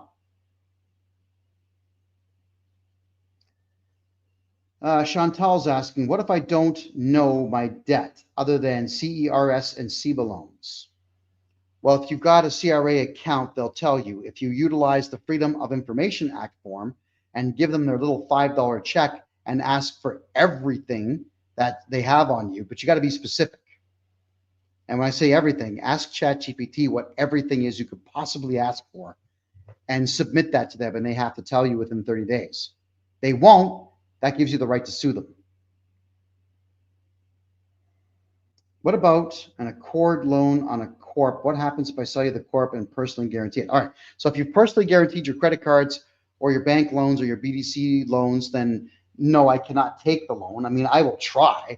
It's only 50-50 chance, though, that they will let a personally guaranteed loan default to myself, because I think the banks know who I am. But if it was not personally guaranteed by you, then it's all my debt. Retic says, Kevin, how do you know so much about the law? How did you learn, and from what materials, what resources did you use? Okay, well, the CRA raked my parents over the coals when I was 13 years of age, pissed me off. I started studying. Then this loser cop for the Peel Regional Police Force pulled me over one day. I'm 18 years of age. He pulls me over. There was this much snow on the ground. Now, for those who are in my hometown of the city of Mississauga, you know that when you're going west on Dundas Street towards Mississauga Road, it's a big valley. So you drive down a big hill and you drive up the other side. All right. And with this much snow on the ground, if you speed down that hill, you end up in the Credit River. So in this much snow, I'm not speeding. On top of that, I was driving a piece of crap Chevy Eurosport, but it was a 4-cylinder and only 3 cylinders were firing. Yeah, if that car had 60 horsepower, I'd be surprised. The car had a top speed of 90 kilometers an hour. Top speed of 90 kilometers an hour. This loser cop follows me through a neighborhood, pulls up behind me in the driveway at my friend's house. I want to see your license, I want to see your registration, screaming like an idiot. Thinking, all right, this guy, already, I don't like this guy. He's dumb. He's not in control of his own emotional state.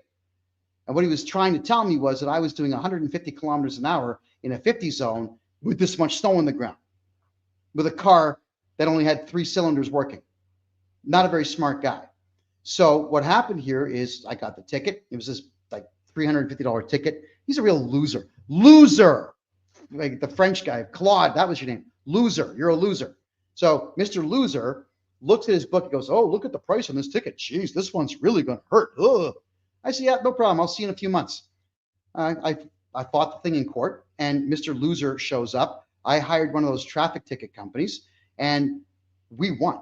Like the cop was such an idiot that he admitted on the stand that he had not done an electrostatic sweep through his car to wipe out static electricity, because if they don't sweep the car, Doppler radar clocks trees doing 40 kilometers an hour. So it made sense that he would have clocked my car doing 100 kilometers over the speed limit. Yeah, idiot. But the judge didn't want a kid to beat a cop in court because the system is corrupt and judges are losers themselves. So he convicts me, and I appealed it, and I won the appeal. The pig didn't show up for the appeal. Why? Because he knew he was going to lose that. So in the appeal, I won.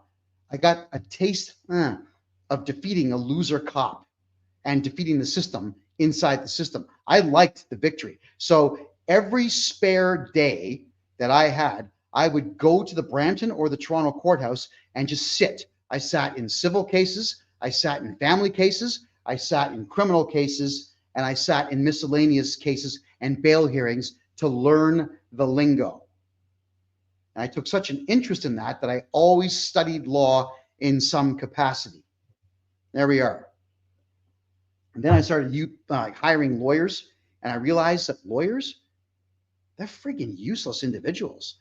And the more exposure I had to judges and crown attorneys and police, the more I realized that there is something very wrong with the brains, the minds, and the thought processes of the people who take that on as a career. There's something wrong with them. You know, whenever the cops were giving me a difficult time during that COVID nonsense, you're talking to them, but they're not hearing what you're saying. They're not comprehending what you're saying to them. They have bought into the notion that because they have this gay costume on, that they somehow are gods over you. The only thing that makes a cop a god over you is the radio so they can call more losers and the gun so they can kill you. That's what makes them God for that specific period of time. But when you have conversations with these people, when you're an intellectual, there's nothing upstairs. There's nothing in their heads. And I left Canada so as not to be around that institution. I don't want to be around stupid people. And stupid people flock to these positions. Angry people flock to these positions. Losers flock to these positions. You notice how I don't want power over any of you? I have no desire to hurt people that I don't know. But people put on these costumes and they go out and they hurt people they don't know. And they get off on it. Not good people. So I started studying law to win. I like winning. What about TFSA contributions?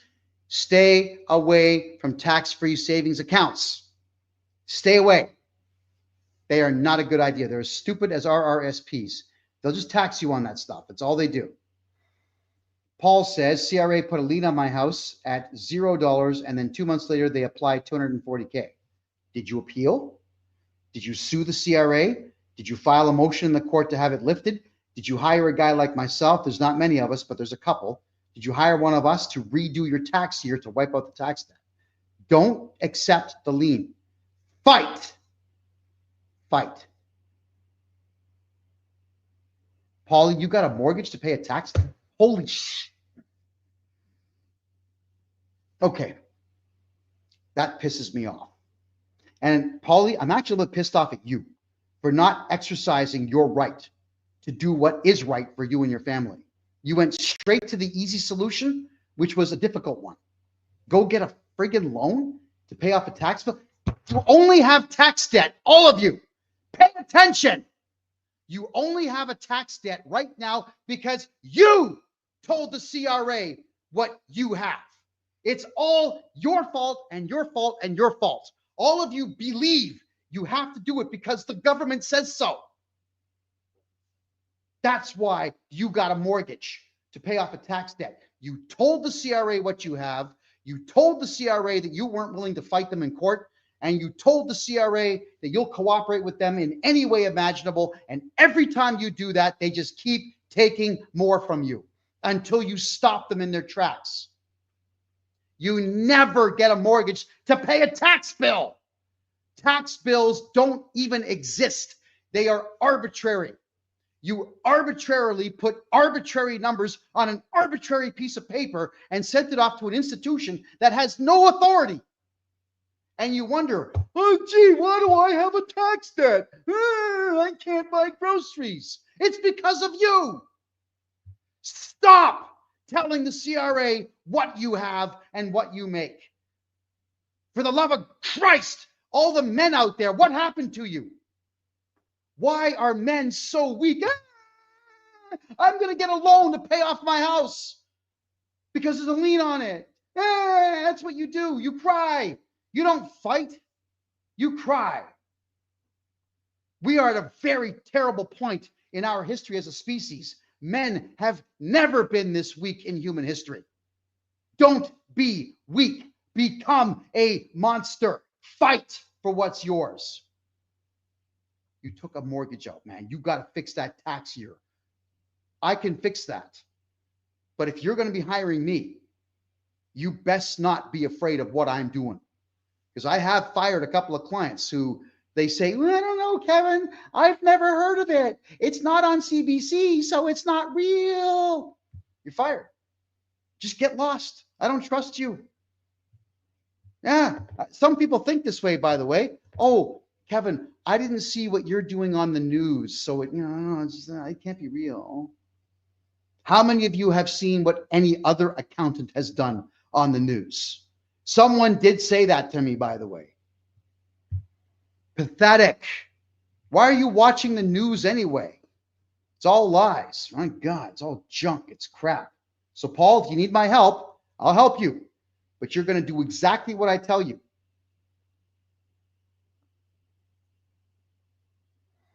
Lead says, if a Canadian sold a home in the United States and their accountant went and paid the capital gains, can you go back and fix that expense?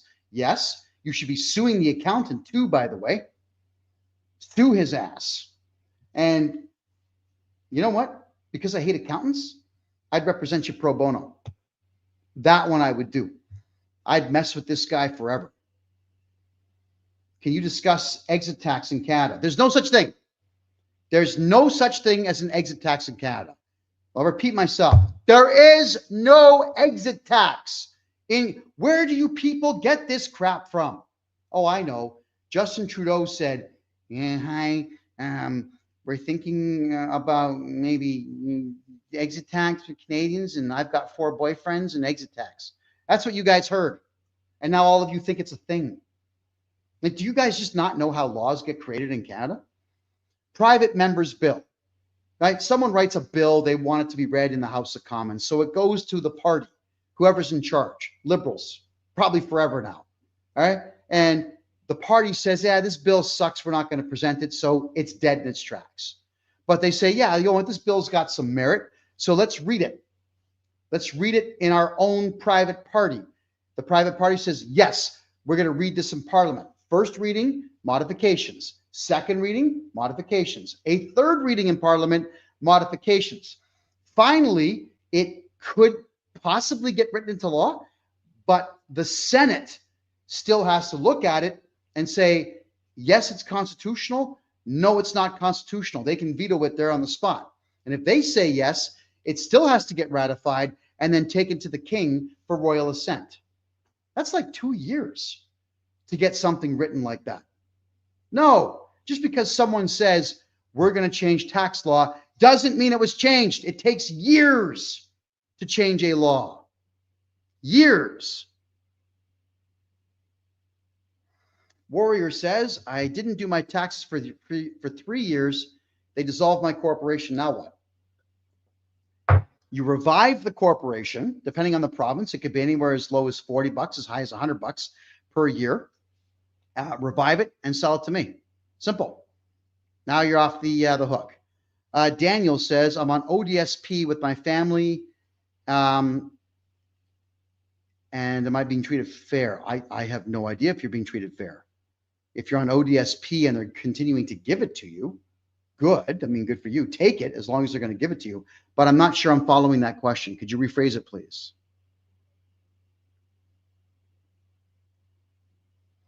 Here we go. Mike says, paid the CRA $21,000 for 5 previous tax years. Now, 1 year later, they want $23,000 and did a wage garnishment. You see, because you paid them. Because you paid them. Everybody in Canada has an index, numbers 000 to 999. If you call them on the phone, your number goes up. If you try to make a deal with them, your number goes up. If you make up stories like, oh, I had cancer, your number goes up. If you pay them, your number skyrockets. The higher that number, the more often they're going to call you for money. Mike, we have to redo those taxes and wipe out the tax debt, nip it in the bud, kill the root, however you want to say it. Sabaru says, I have a business in the United States and let's say I pay 30% US tax there. Am I obligated to pay the CRA the difference since tax in Canada? No. Canada is not pay to play. The United States is. If you're an American citizen and you make money outside the United States, you declare it within the United States. You're a Canadian citizen, you're making money on foreign soil. No, you don't report that. And if your accountant tells you to report that, he's an idiot. Get rid of him. Should I become a non-resident of Canada to avoid paying tax? No, just set your taxes to 0. That's all. That's it. You don't have to go out of your way to cook up all kinds of crazy schemes. Just put your tax down low.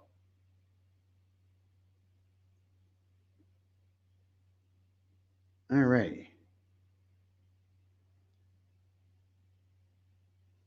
Wendy says there is no income tax in the Kingdom of Canada. Stop. What the hell is the Kingdom of Canada? What is that? Come on. That sounds like free man on the land stuff. I don't do that stuff. You know, the free man people say, I'm not a driver, I'm a traveler, or whatever it is. You try to drive without driver's licenses. I disagree with the idea of having a driver's license as well.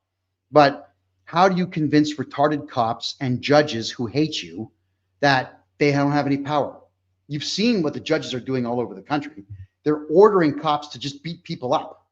That's what they're doing. And it's being done en masse. No, I use the system to beat the system. It's entirely beatable, so long as you've got balls, which very few people do.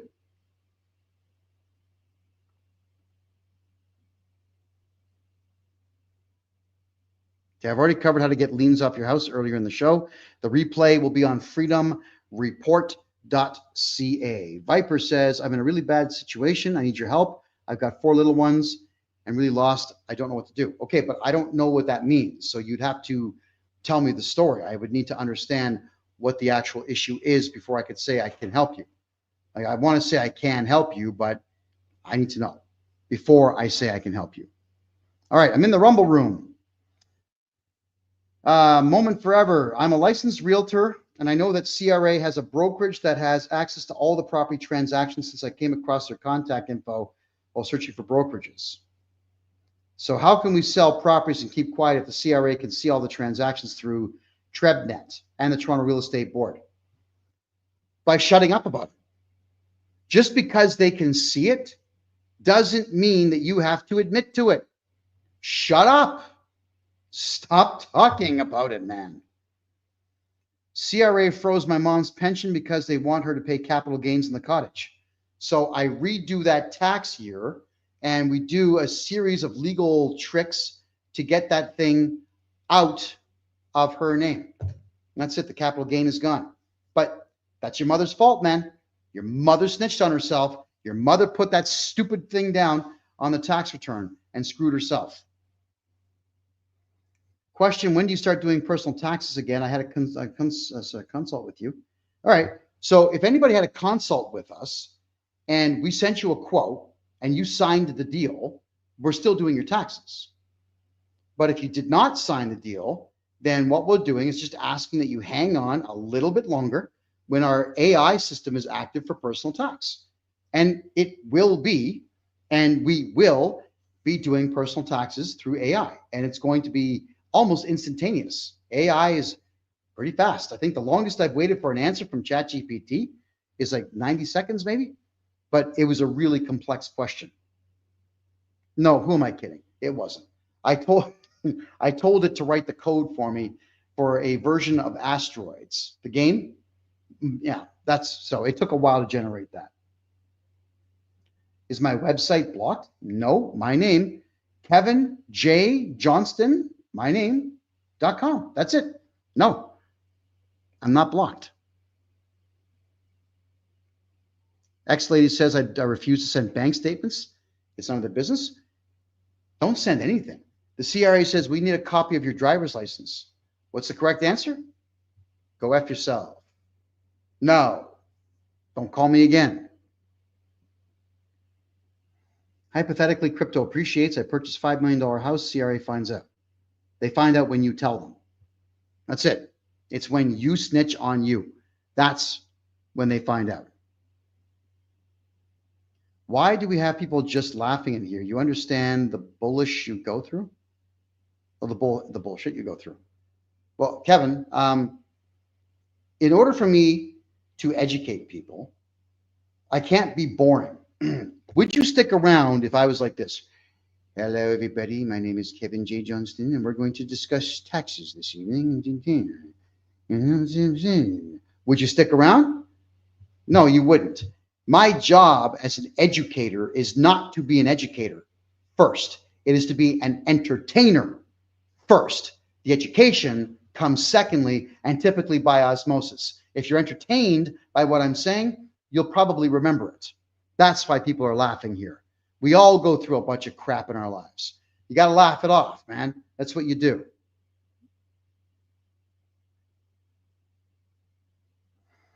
If the CRA finds out anything that you're doing from the bank, what happens regarding capital gains? If you snitch on yourself, everything. If you tell them to go F themselves and you don't cooperate, nothing. Now, they may assess you, but that's them making a wild guess. You know what you do? Appeal it and sue them. That's what you do. Checking more of your questions here.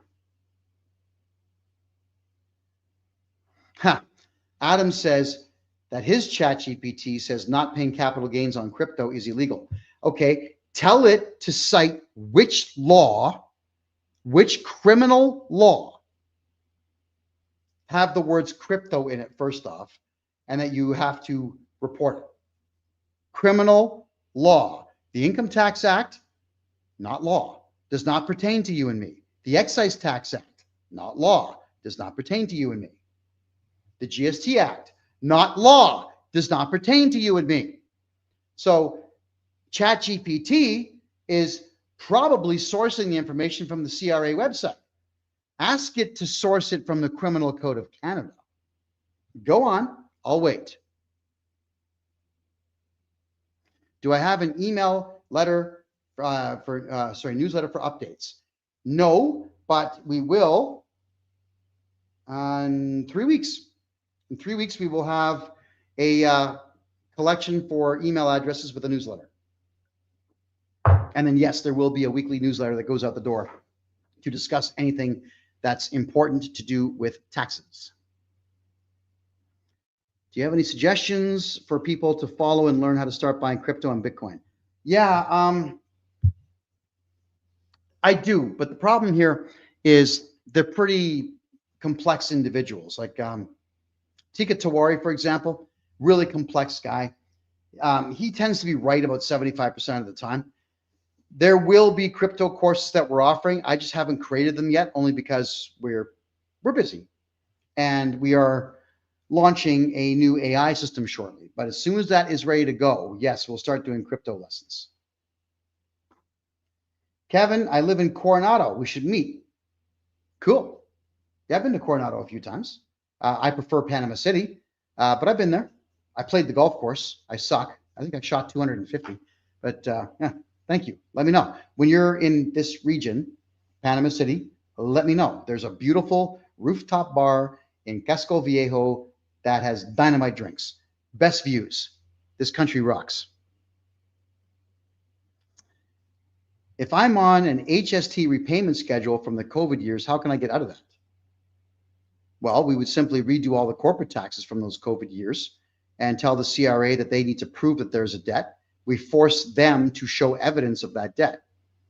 And if we need to, we object to all of it and then drag them into the courts. That's how we get rid of the debts. You don't do what the CRA says. Drag them into court. Oh, here we go. Adam says, it says the Income Tax Act, tax evasion is a criminal offense, section 239. I'm going to read section 239 for you. Section 239. Let's have a look. Section 239 of the Criminal Code of Canada.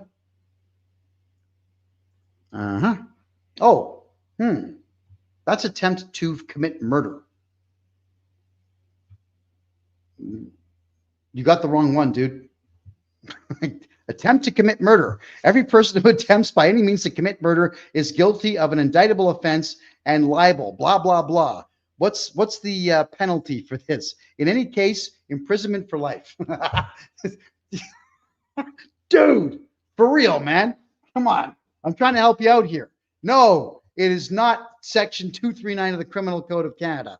If you don't report capital gains on crypto. All right. ChatGPT is good, but it's not perfect, brother. When you have a large property that has gone up in value, what would you do to sell the property to avoid excessive taxes? Sell the property, make sure I move the money to the United States, Panama, to crypto or otherwise, and shut up about it. That's it. Easy, huh? All right. Hilarious Eli says, T5 capital gain slips are on your CRA profile when you do taxes via Intuit. How do you ignore this? Don't use Intuit.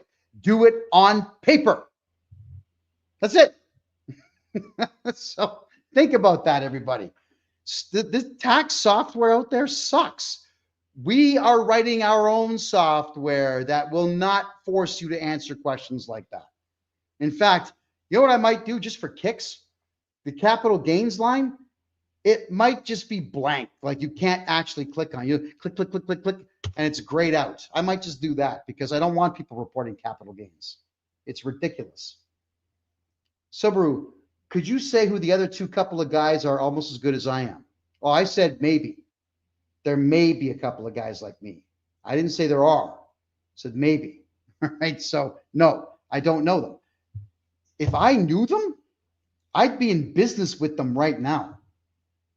3 of me? Whew. We'd change the direction of the planet.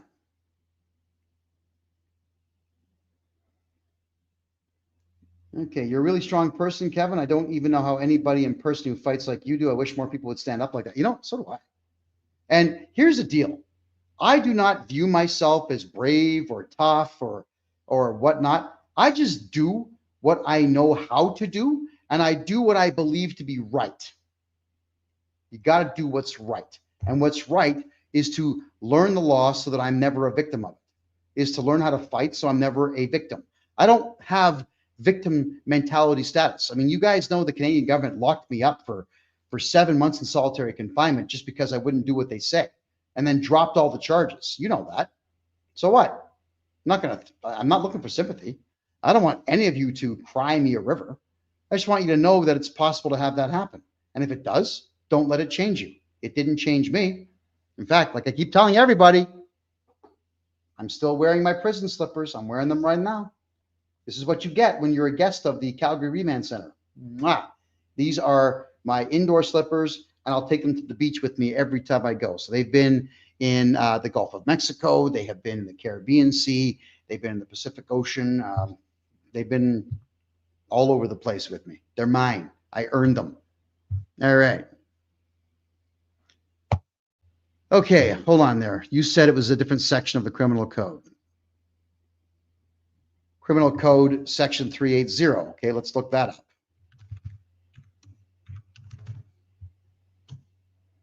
Section 380 is fraud. Everyone who by deceit, falsehood, or other fraudulent means, whether or not is false, hence within the meaning of this act, defrauds the public or any person, whether ascertained or not, of any property, money, valuable security, or service, is guilty of an indictable offense. Okay, so fraud would be you're stealing something from somebody. So in a fraud case, the CRA would have had to have given you money, right, based on fraud, but not based on a tax return. You see, a tax return, you could always declare a mistake in criminal law.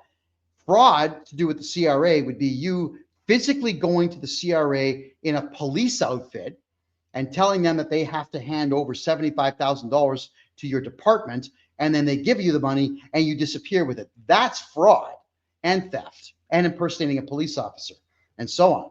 You know, but not reporting stuff on your tax return is just you exercising your right to remain silent.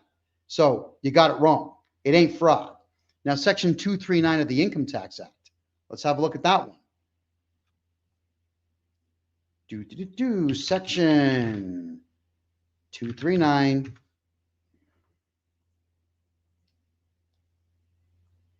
of the Income Tax Act. Let's read this. Oh, tax rules? It's a rule, not a law? Let's have a look here. Section 239 of the Income Tax Act addresses offenses related to tax evasion and fraud, outlining penalties for making false statements, evading taxes, or claiming unentitled refunds. That's not what we're talking about here. We're not talking about refunds. We're talking about just not reporting, which you're allowed to do. Violators may face fines of up to 200% of the taxes evaded and imprisonment for up to 5 years. And what did I tell you a couple of shows ago? How many people have done time for it? Oh, yeah. None. What are you afraid of? Exactly. Everything. You put that inside your own head.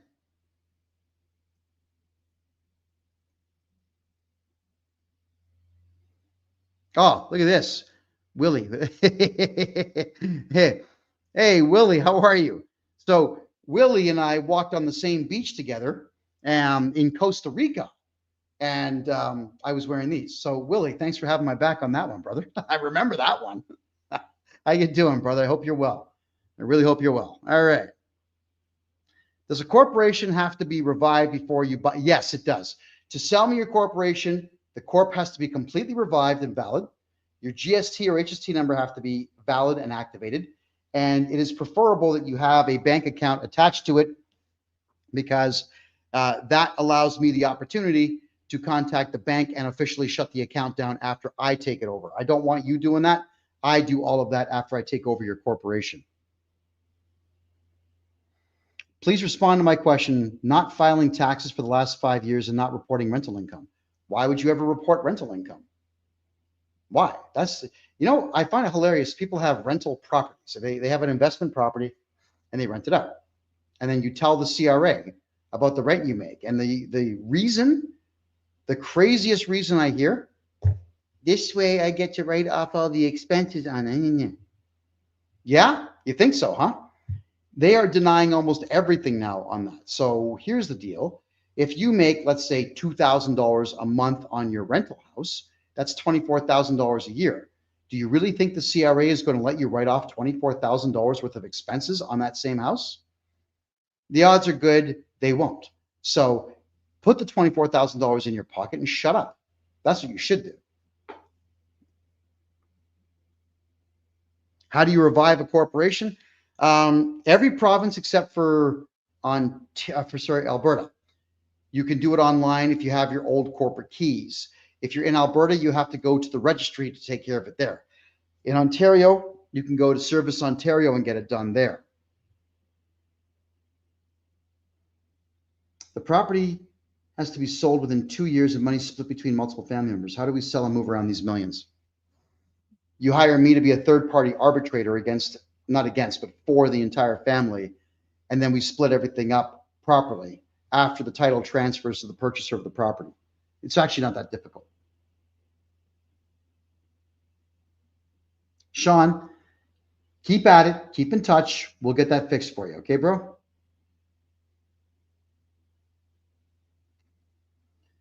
The crypto guys. So to exit the country and live elsewhere, I have to do what? Just leave? I have left, but not officially. Dude, there's no such thing as officially leaving your country if the country that you're leaving is Canada. You don't have to make a grandiose announcement. Hi, everybody. I'm having a big party here. You got clowns and balloons and all that stuff saying, this is my goodbye party. Goodbye, Canada. Oh, yay. Why?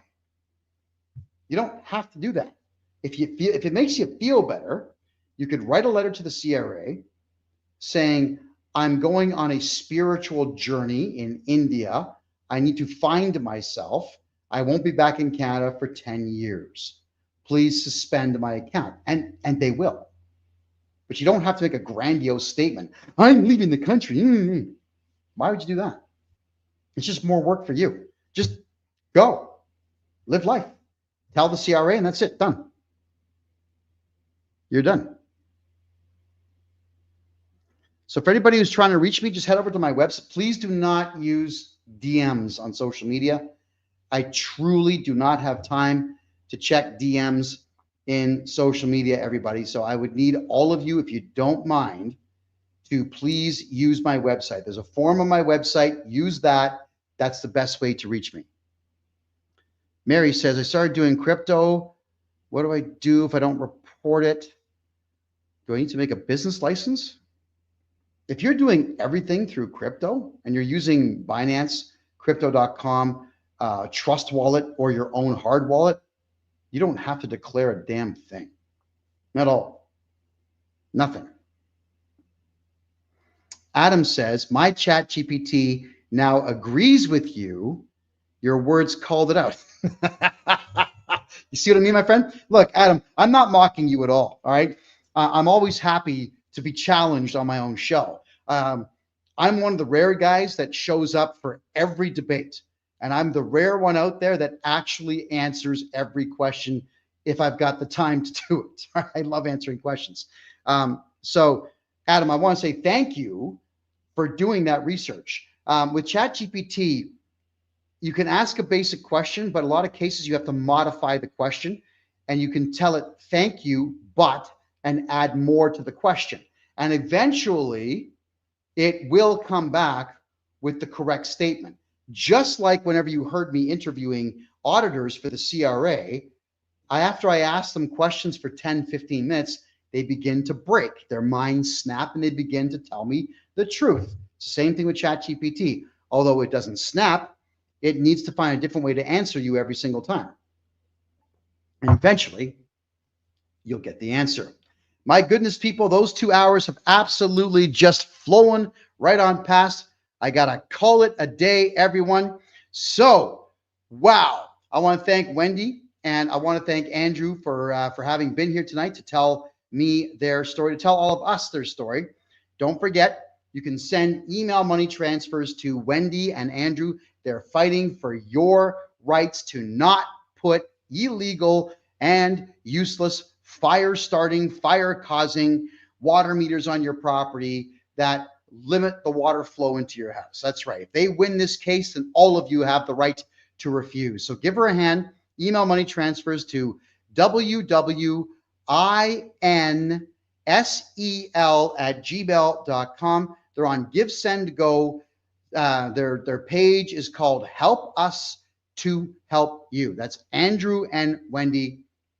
I'm going to donate $500 right after the show because I want them to tackle this case and I want them to win it, because I really do not want Canadians being told what to do by any corporation, and I don't want Canadians being told what to do by manufacturers of junk products like e-meters who've signed deals with cities to give kickbacks to politicians. And that's all this is. Somebody got bribed, and now they're making your lives miserable. So please donate to the cause.